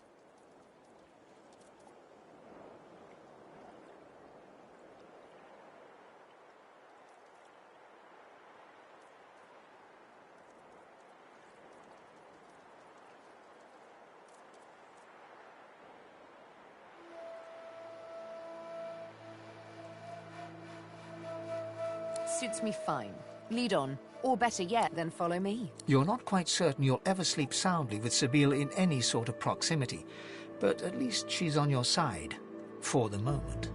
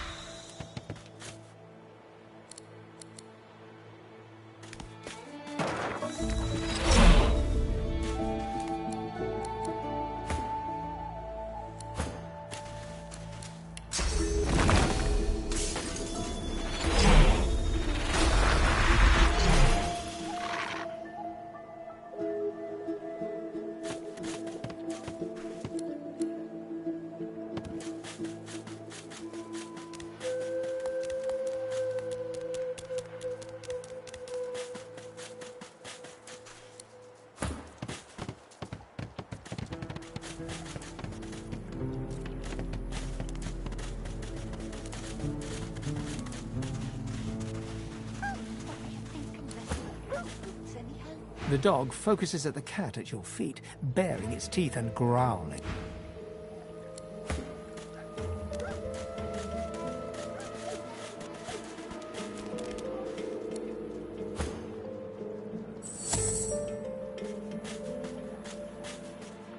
The old dog looks up at you but doesn't lift his greying head from his paws. He heaves a heavy sigh.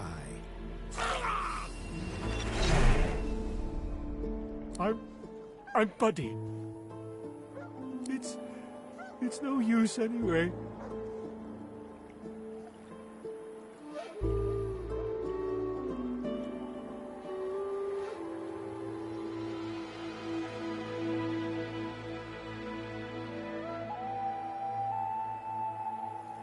The dog tentatively sniffs the offering, then grabs it between its teeth and swallows it. You're nice. Emmy would have loved you. She was my mate for the last 7, carry the 2, plus 50. 5 years! The Magisters, they took her.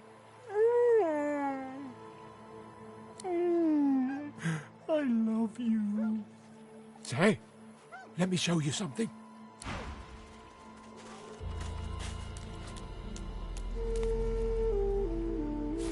Lucky find. Oh, hey! Hey! I thought you might be Emmy. Oh, it's nice to see you. Key? What key? Oh, the key! The Magister who took Emmy dropped it when he was walking away. Did someone say Emmy? Oh, Emmy.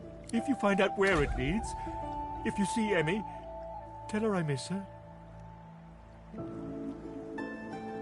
I think I love you. Not too far from here, but she was taken by a guy in a white robe who smelled horrible. Like lots and lots and lots and lots and... lots and lots of dogs, and also a little like dead people. He dragged her into the big castle just there. I'm so worried about her.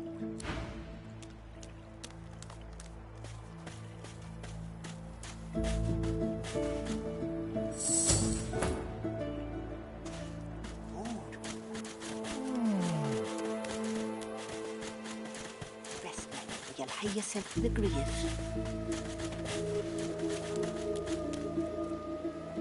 Frightfully busy at the moment, love. Haven't got any liquor on hand, have you? This fella could use a little comfort.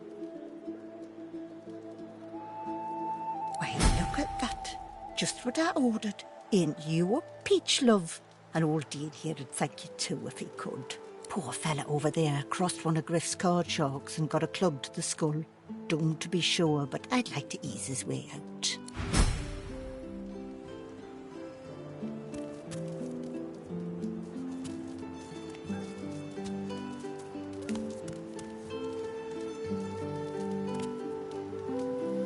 Our hero's walk is never done.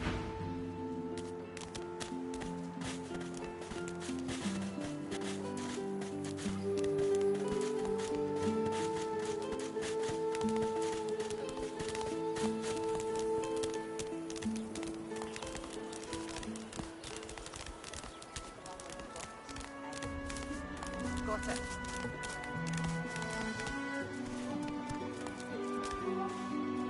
Leave him be. Don't make me say it again. Listen, I can help you if you just... Shut up, elf. This clown, caught him stealing from my kitchen. Still won't say where he stashed my supplies. Sound like someone you'd let off with a slap on the wrist. Caught him red-handed trying to make off with a second crate after he took the first. Went down like a rent boy when we grabbed him. Easy. Supplies. Crate of food, citrus in particular.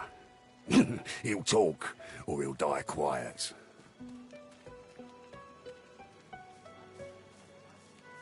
Alls I want is my supplies. Happy to let this clown die in a gutter instead of my kitchen. Bring back my crate, and you got yourself a deal. Ain't fit for beasts. Griff glances from his blade to you and back again. Sure, have a look. I got that special shipment you was asking after. Everything there? Good.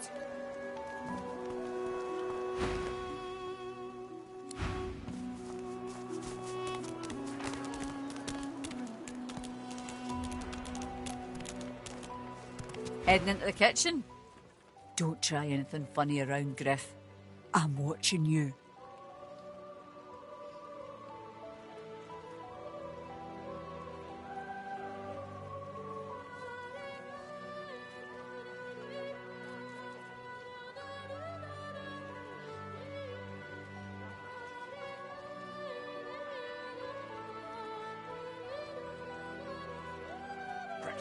Ha! Cheeky. What's your name?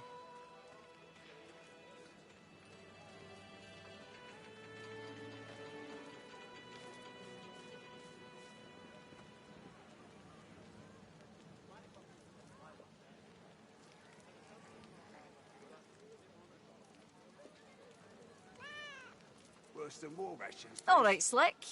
Haven't seen you around here before. When did you get in?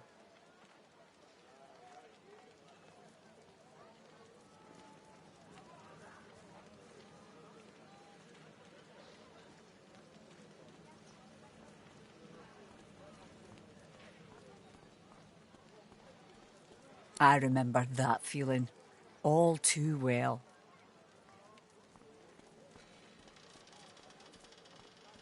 You mean it? Or is that another line of yours? Did meet so much. I used to play the harp, you know. Mostly around Arcs, although sometimes we'd travel down to Driftwood. Might be you saw one of my performances. You think? I was raised by the whip, and I'm not afraid to use one either, especially not in here. Joining up with Griff's the closest thing you can get to security around here. Family, too. Till the Reds take you, anyway.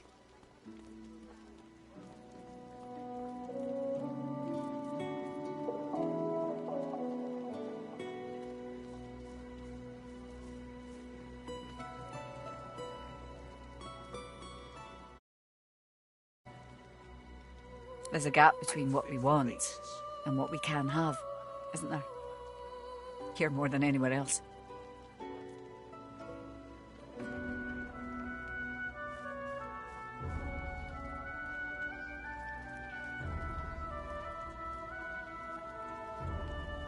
Now, wouldn't that be something? Look, I have an idea. I know we don't know each other very well, but time is so short and a connection is so rare. If we get out of here, will you meet me again in Arcs?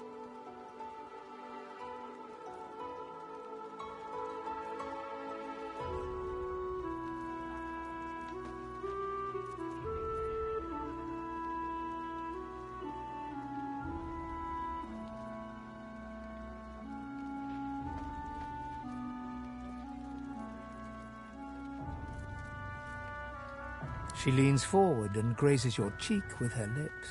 Until then. Perhaps if those bleeding dwarves didn't mean so much.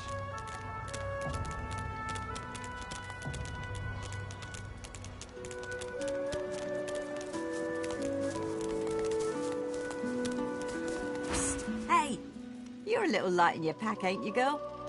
Who could blame you with the garbage they got for sale round here? Why don't you take a gander at the goodies I got? Stuff you won't find anywhere else in camp. Procured by special means.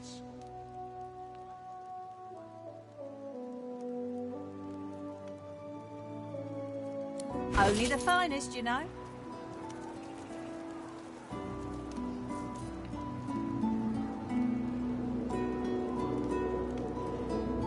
Perhaps if those bleeding dwarves didn't eat so much.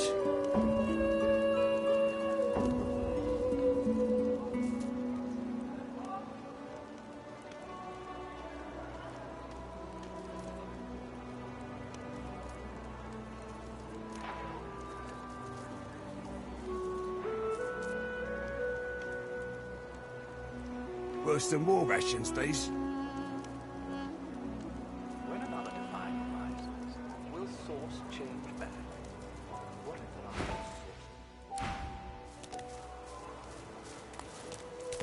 if Ain't fit for beasts.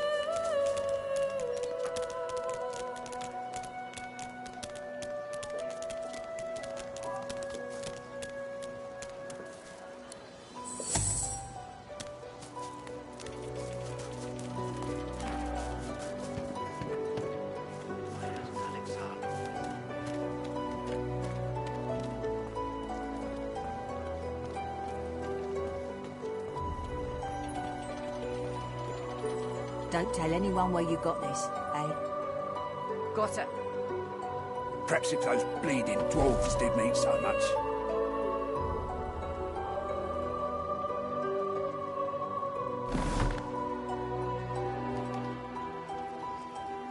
If a magister finds this on you, you forget my name, here. Take your coin, then.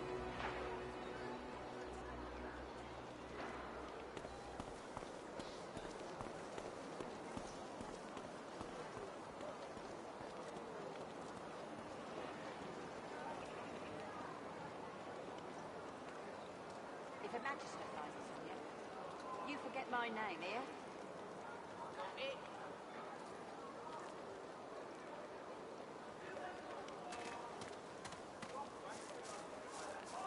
Ain't fit for beasts.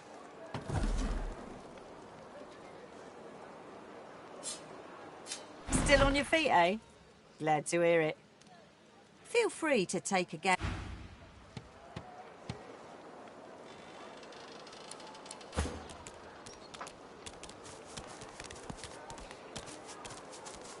The cat's eyes are clouded and...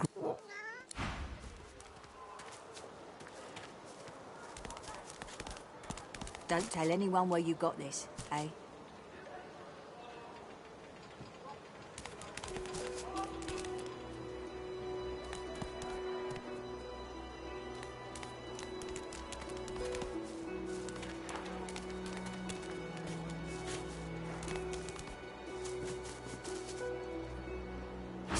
Hey!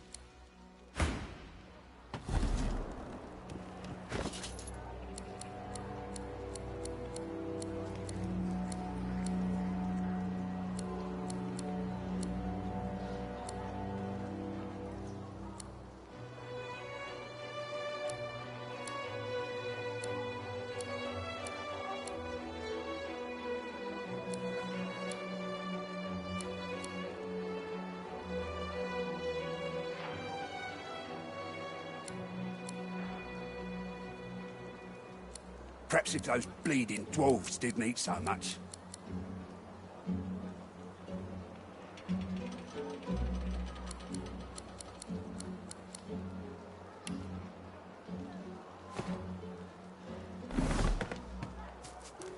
Perhaps if those bleeding dwarves didn't eat so much.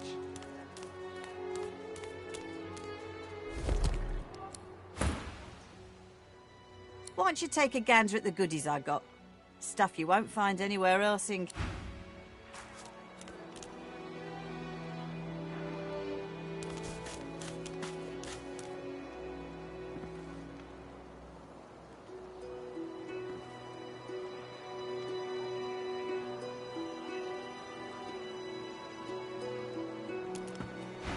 Ain't fit for beasts.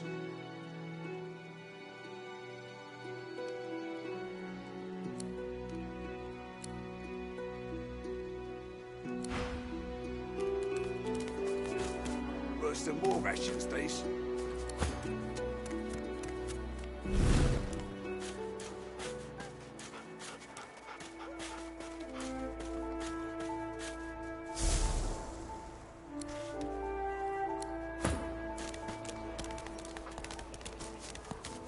Keep it down, will ya?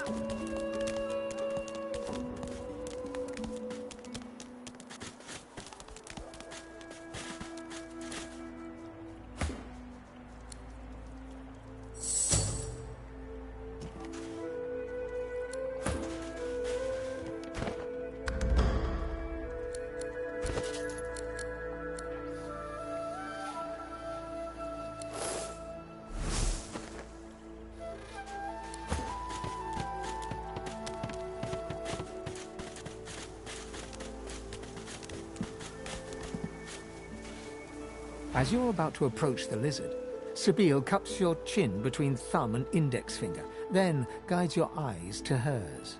Listen, I need to have a chat with this here morsel of flesh. He has wronged me once, but may just do right by me this time. To your surprise, Sabine proceeds to throttle the unsuspecting lizard with one hand as she drives the tip of her needle into his lower belly with the other. Then the questions commence. You hear him yelp about the master, lone wolves, and a man called Griff. Then, quite suddenly, there's blood everywhere as Stingtail falls to the ground, face first into his own intestines. Sabine heaves a sigh of satisfaction, and as she wipes her needle clean, shoots you a cursory look. Chat's over. That seemed just a tad excessive. What you witnessed was an exercise in restraint, and jolly good fun to boot.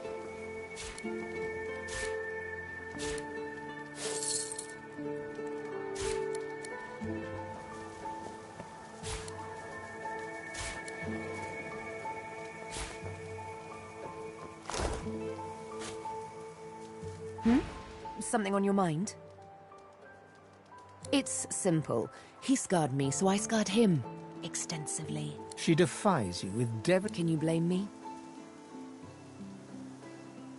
There it is. I was wondering when you're spying. Anyway, what's dead is done, so let's move on, shall we? Despite my high hopes, this scar disfigures me still. The search for the Master continues, of course. Hungry. Stingtail mentioned a cook, as it happens. A fellow named Griff.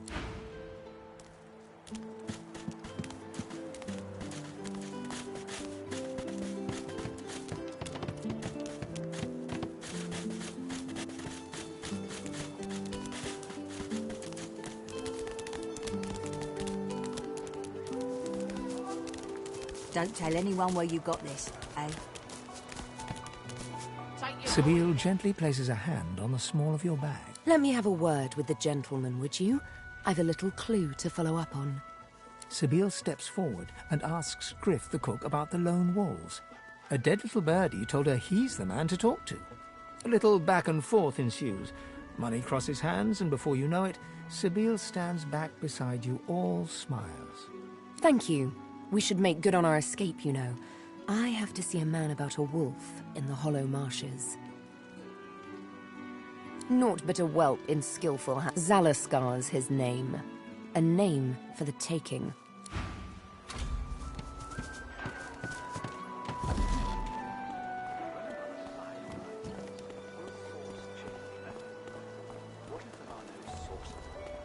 I got that special shipment you was asking after. Everything there? Ain't fit for beasts.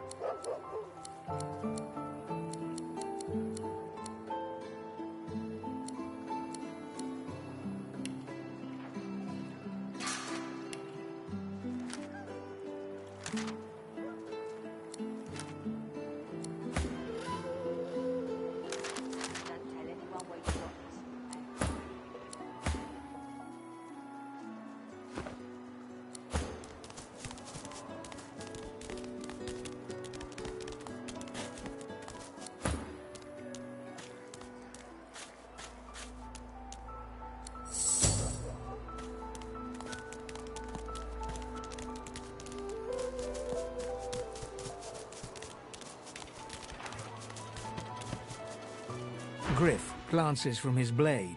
Griff tears into one of the oranges with both hands. Juice squirts through his hands as he desperately rips through the rind. Looks like everything's accounted for. Now the important question. Who's the thief? He raises an eyebrow. Looks like someone did my job for me. Your guy's free to go. He should be fine. Like you wanted. Everything now? Good. An elf. You believe what he says? Never trust the man like me.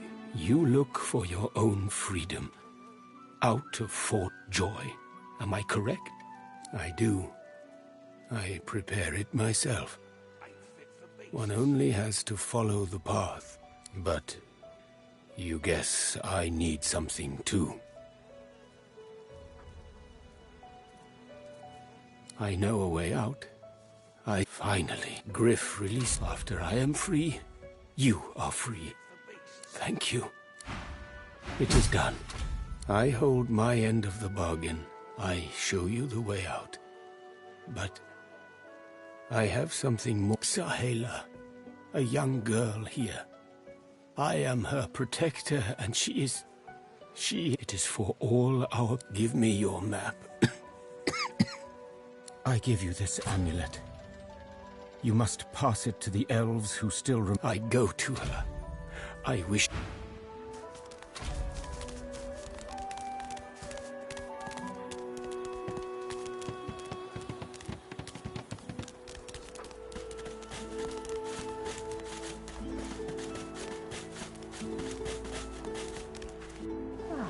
A little reprieve from the din outside.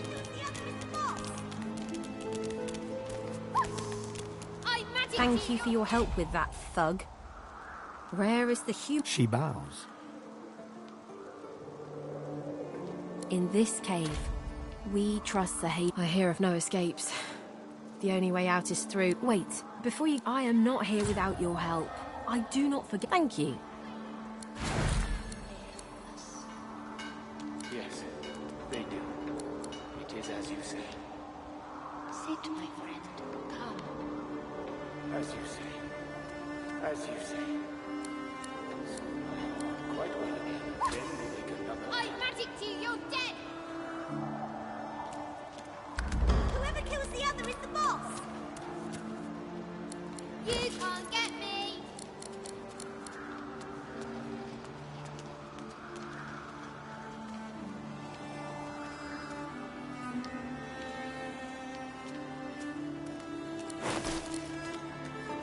You're too slow! You can't get me!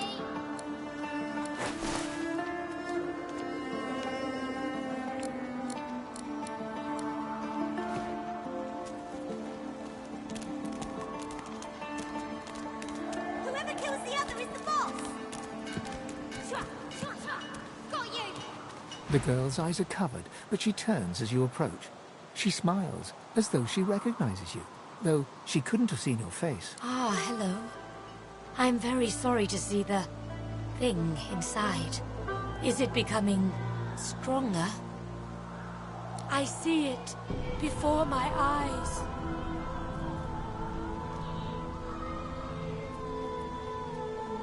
This case is dangerous.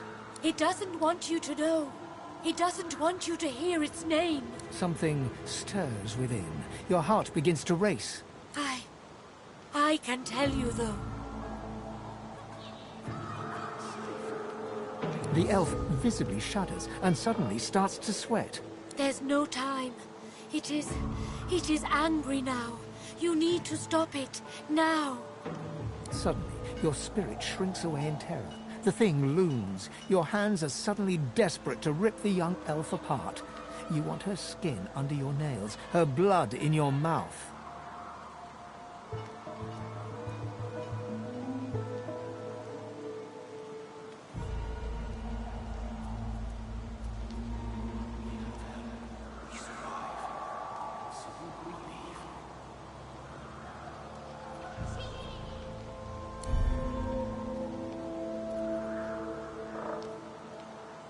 You can't stop it. The voice is too loud. The pull... We must hurt you if you hurt us, Losa. It is the only way to wake you up. Do you hear me? Please, you must subdue. Hurt her to save her. It's the only way.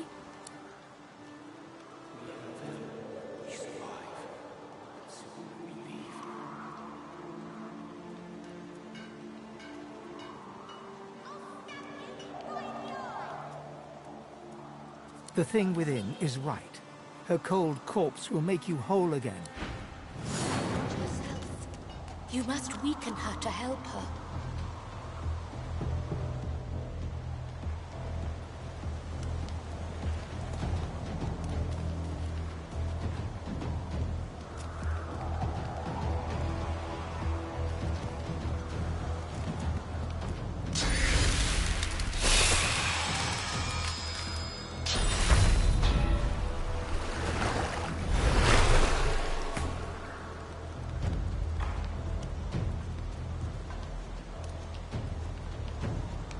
I am sorry, Losa.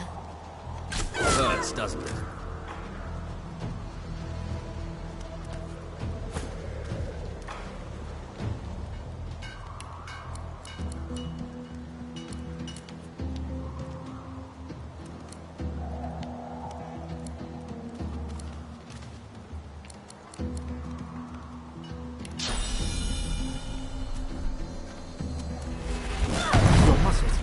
They've been tensed into tight knots. As they relax, you have to catch yourself from falling to your knees. A wave of relief floods over you, followed by a sharp headache.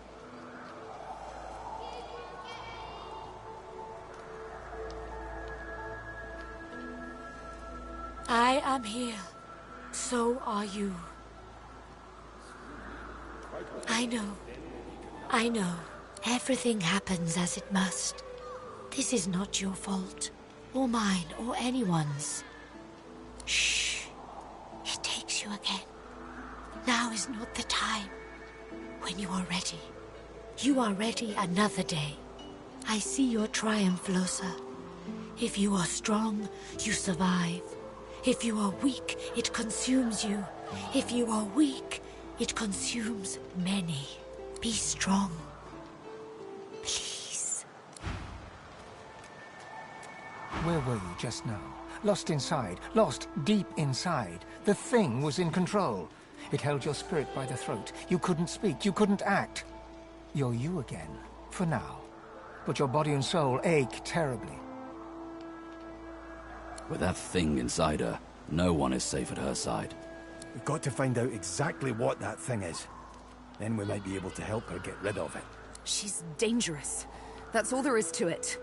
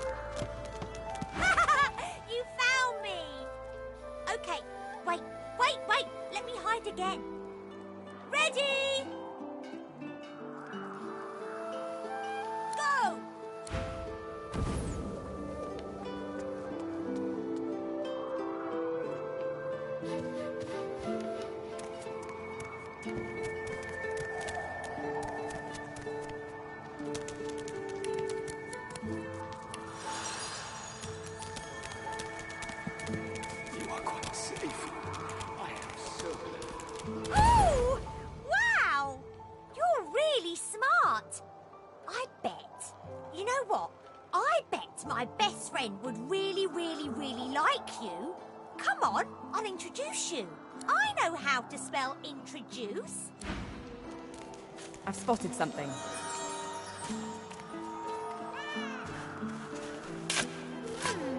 My way is too small for you. You'll have to find another. Hope he brought a shovel.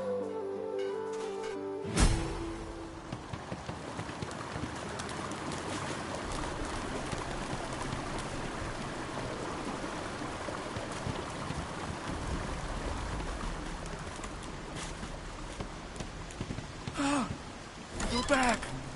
And you brought... But who's this? You! Tell me true. Stand you with the Source Hunters, or do you serve the tyrant Brachus Rex? 1,000 years. Gods, the walls of this pit have leached a whole millennium from me. I haven't seen a living soul in all that time. What a strange notion. A wicked king it was, Brachus Rex by name. The Order of the Source Hunters discovered a great horror upon this prison isle, and I was sent to stop it. Yet my failure was absolute. Please, good lady, you must free me. Prise this spear from my chest, where it has been stuck fast for the last... Seize the spear. End this degradation. I beg you. Wither, this is my new friend. She's really... Please, small... But she's really... Why? A gr...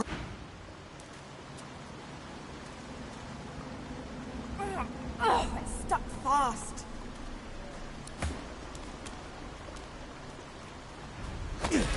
I've got it. Good sir. You've set my body free. Free to crumble to dust at last. But my spirit... Blast! I remain trapped in this mouldering skeleton yet. A spell most terrible. I have heard of such magic, but have never known anyone so foul as to employ it. After he interred me in this cell, he must have drawn my very soul away. But I know this place well. I could lead you to its likely... Marvelous, my friend. Marvelous. You'll first have to get inside the fort itself. There's a secret switch on a statue of the Seven in the courtyard. The switch will open a hatch, and you'll be led... Brachus would have made me a supplicant, a slave to these walls. With your...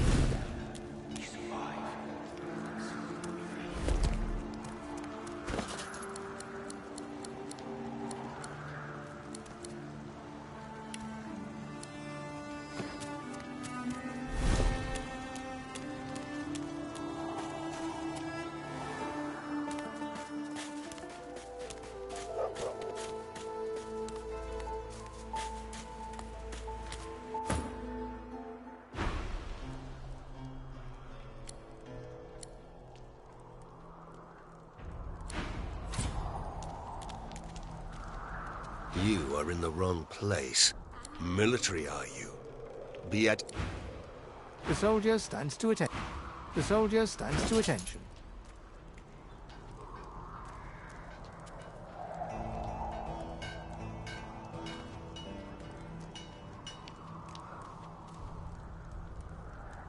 We have help. We survive.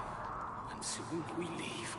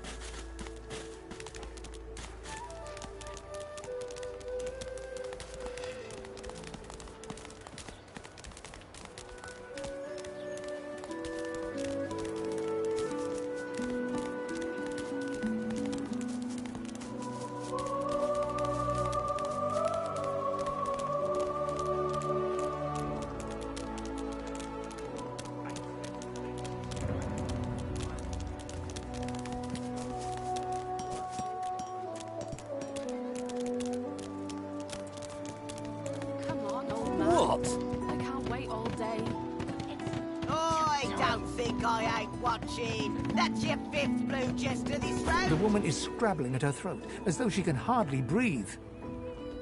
As she catches sight of you, recognition flashes in her terrified eyes. She drops her hands from her throat and starts hyperventilating. Ben Mist! Ifan! Ben Mist! You killed them! You killed them! He killed them all! Murderer!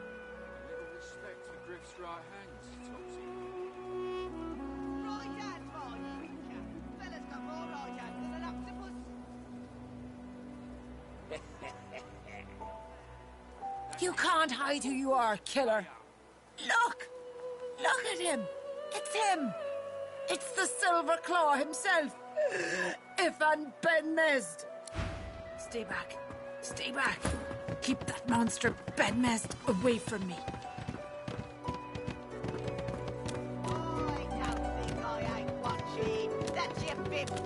Looky, looky here, mates. A fresh face. We love fresh faces, don't we? Why don't you join us in a round of cards? First hands on the house. Chuff to you, Chief. Here you... You glance at your hand. 2 purple monarchs.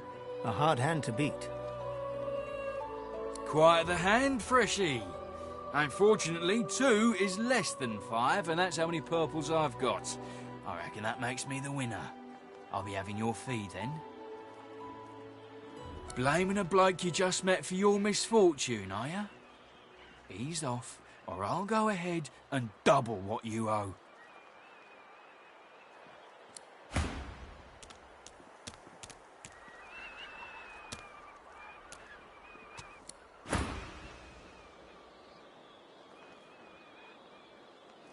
Are you really gonna make this so hard, Freshy? We'll see about that.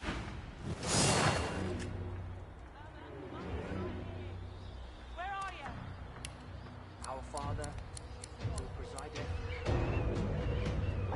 Is he?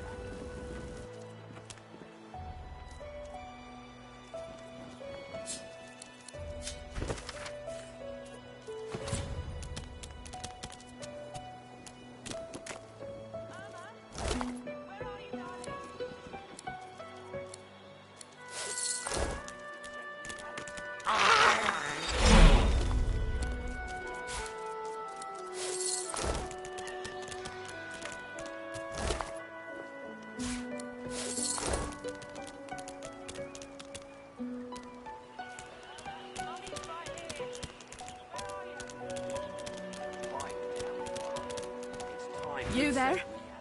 I'm looking for an inmate. He wears a large... Have you seen him? Useless. It is a very...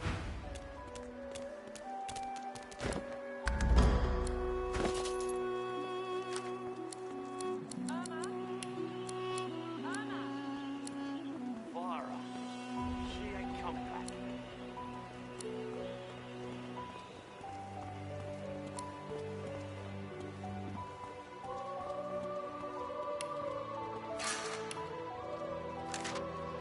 Our Father, who presideth over us all. He hasn't changed a bit. She's gone, Slate. Gone.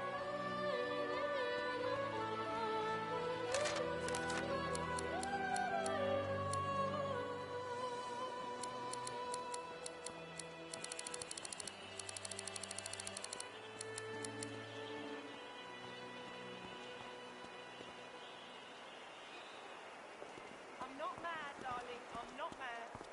Sweetheart? Pipe down, Vara. It's time to accept reality.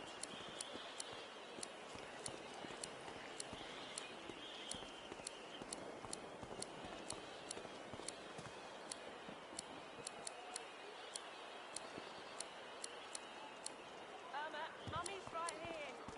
Where are you? Pipe down, Vara. It's time to accept reality. He hasn't changed a bit.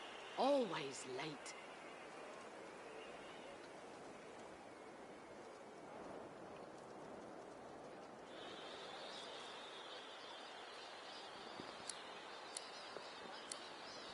Irma? Where are you, darling? Pipe down, Vara. It's time to accept reality.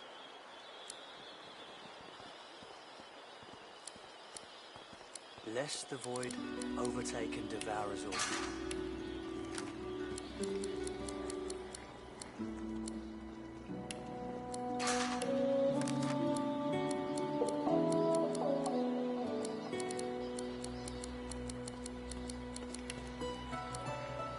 Where is he?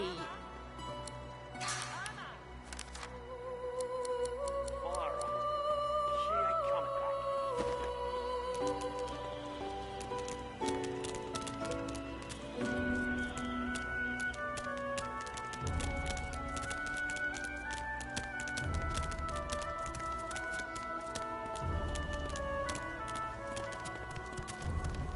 I'm not mad, darling. I'm not mad. Sweetheart? Come on, old man. I can't wait all She's day. gone, Vara. Gone!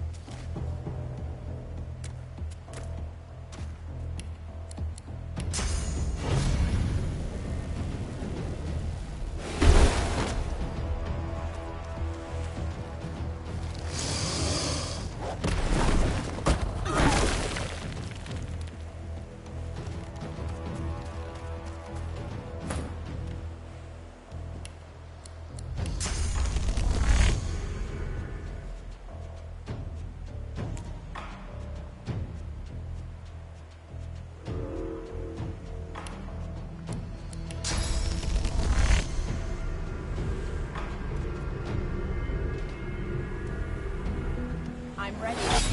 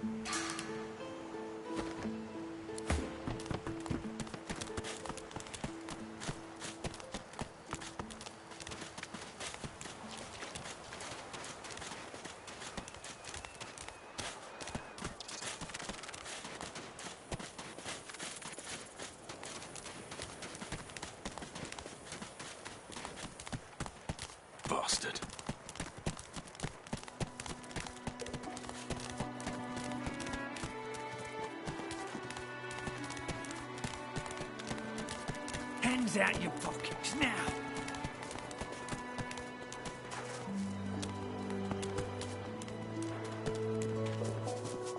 Still on your feet, eh? Glad to hear it. Feel free to take a gander at the stock, if you're so inclined. When another divine arises, will swords change back? What if there are no sorcerers? Yet so quickly, we find sources so dangerous. What in his death cost? So Void Woken are attracted to swords. But why? Perhaps if those bleeding dwarves didn't eat so much. Will swords change back? What if there are no sorcerers? Why hasn't Alexander risen yet?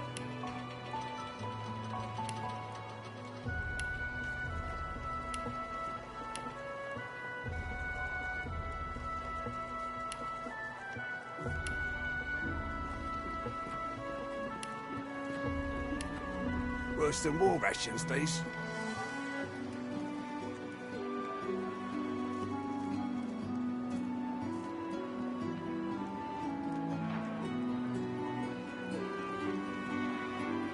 Ain't fit for beasts.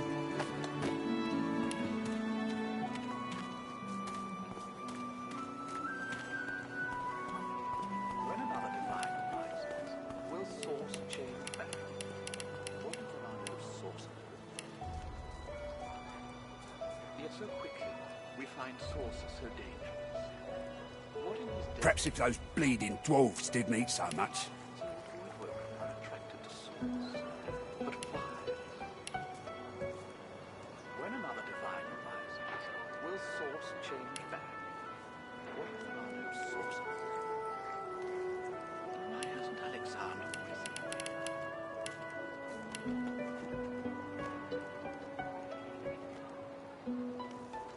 Perhaps if those bleeding dwarves didn't eat so much.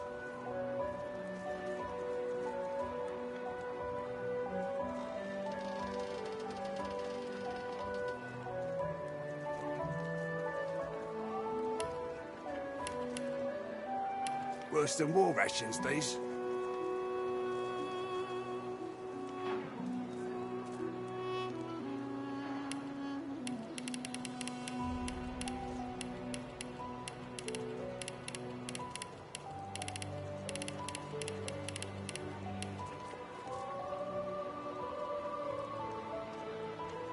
Ain't fit for beasts.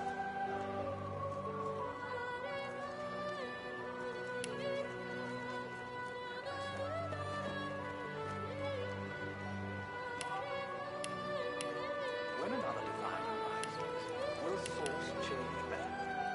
What if there are no sorcerers? Yet so quickly, we find sources so dangerous.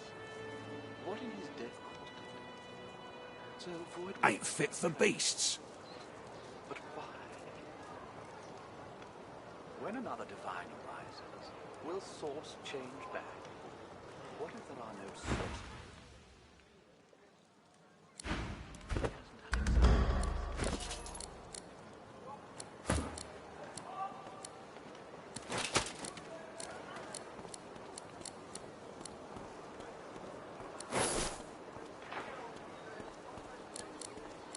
If a Magister finds this on you, you forget my name here. Everything there? Good. Perhaps if those bleeding dwarves didn't eat so much.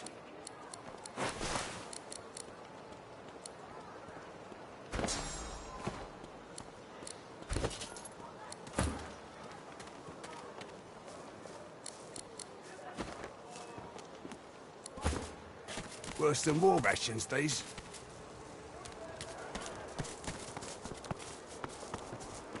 Still on your feet, eh? Glad to hear it. Feel free to take a gander at the stock, if you're so inclined.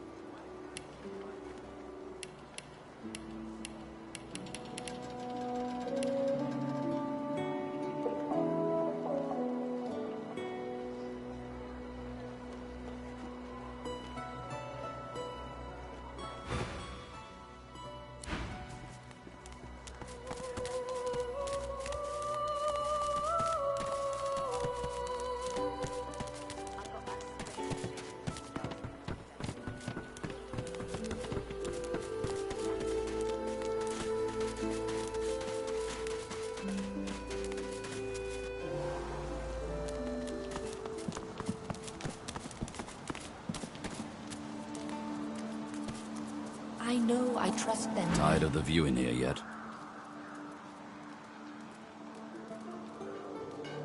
If Anne tips his... She breaks into a huge child... One friend brings another home. Thank you. Her face falls at the mention of her home. Her hand... My people. I miss them. But they cannot... It is not to be. We stay in Fort Joy, yes. It is a deep... Homeland is gone. Home is wherever my people are. My mother is amongst them. Tova, a great elf. I do not mind Fort Joy. Thank you, my friend. But only you survive the passage. I see it. I see your heart. She squeezes... I do not forget you.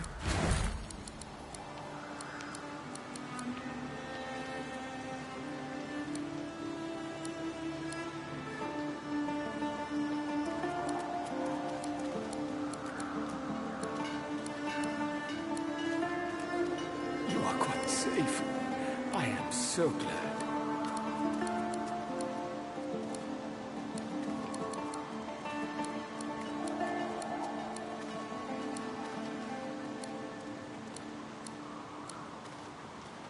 Amiro.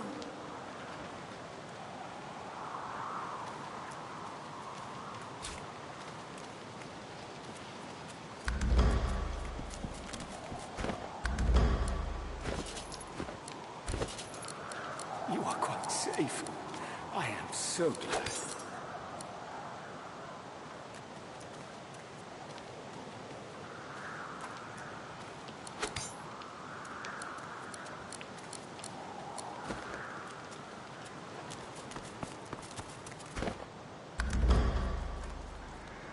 You are quite safe. I am so glad.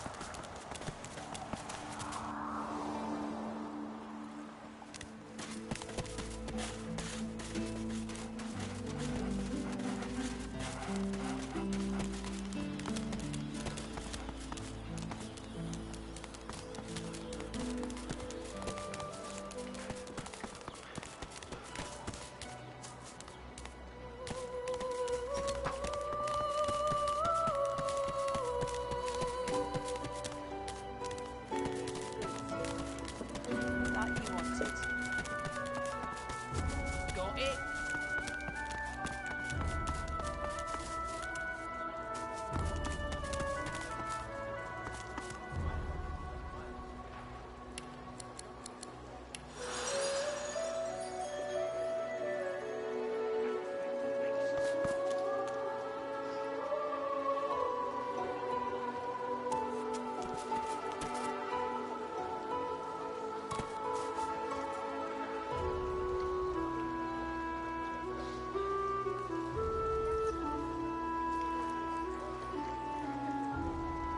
The shrine depicts Lucian the Divine, avatar of the 7 gods.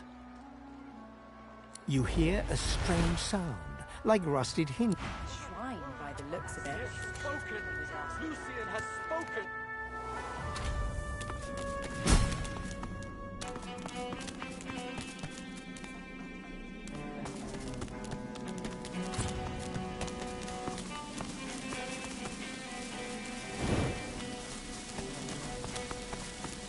That face, it's almost familiar.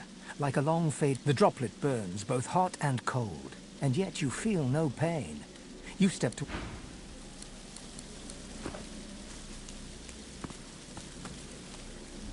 It's broken.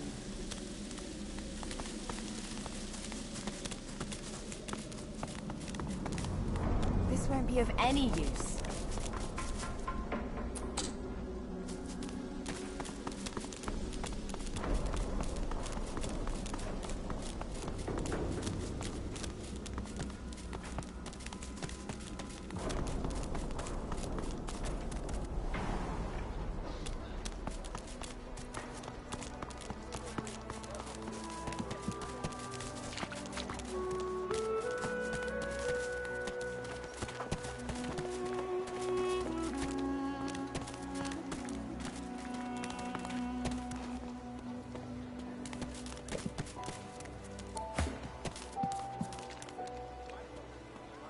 Amidst a crowd of screws... And what you after?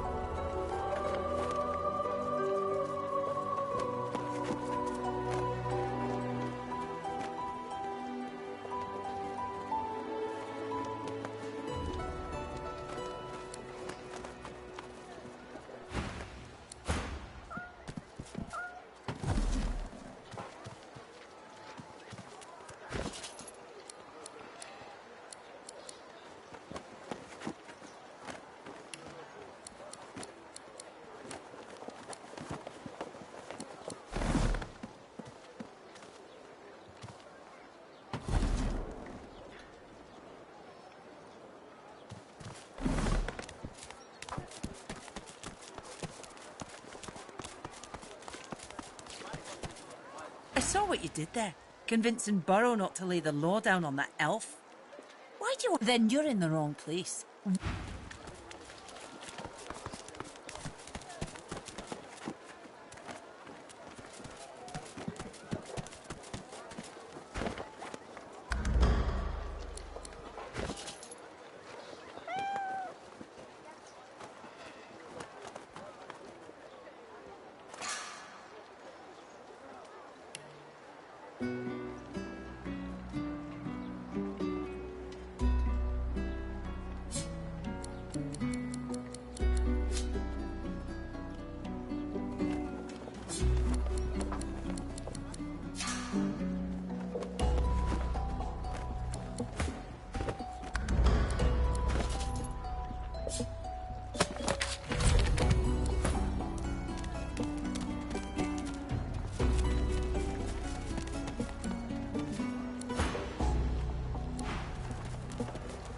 Amidst a crowd of screws, bolts... And what you after?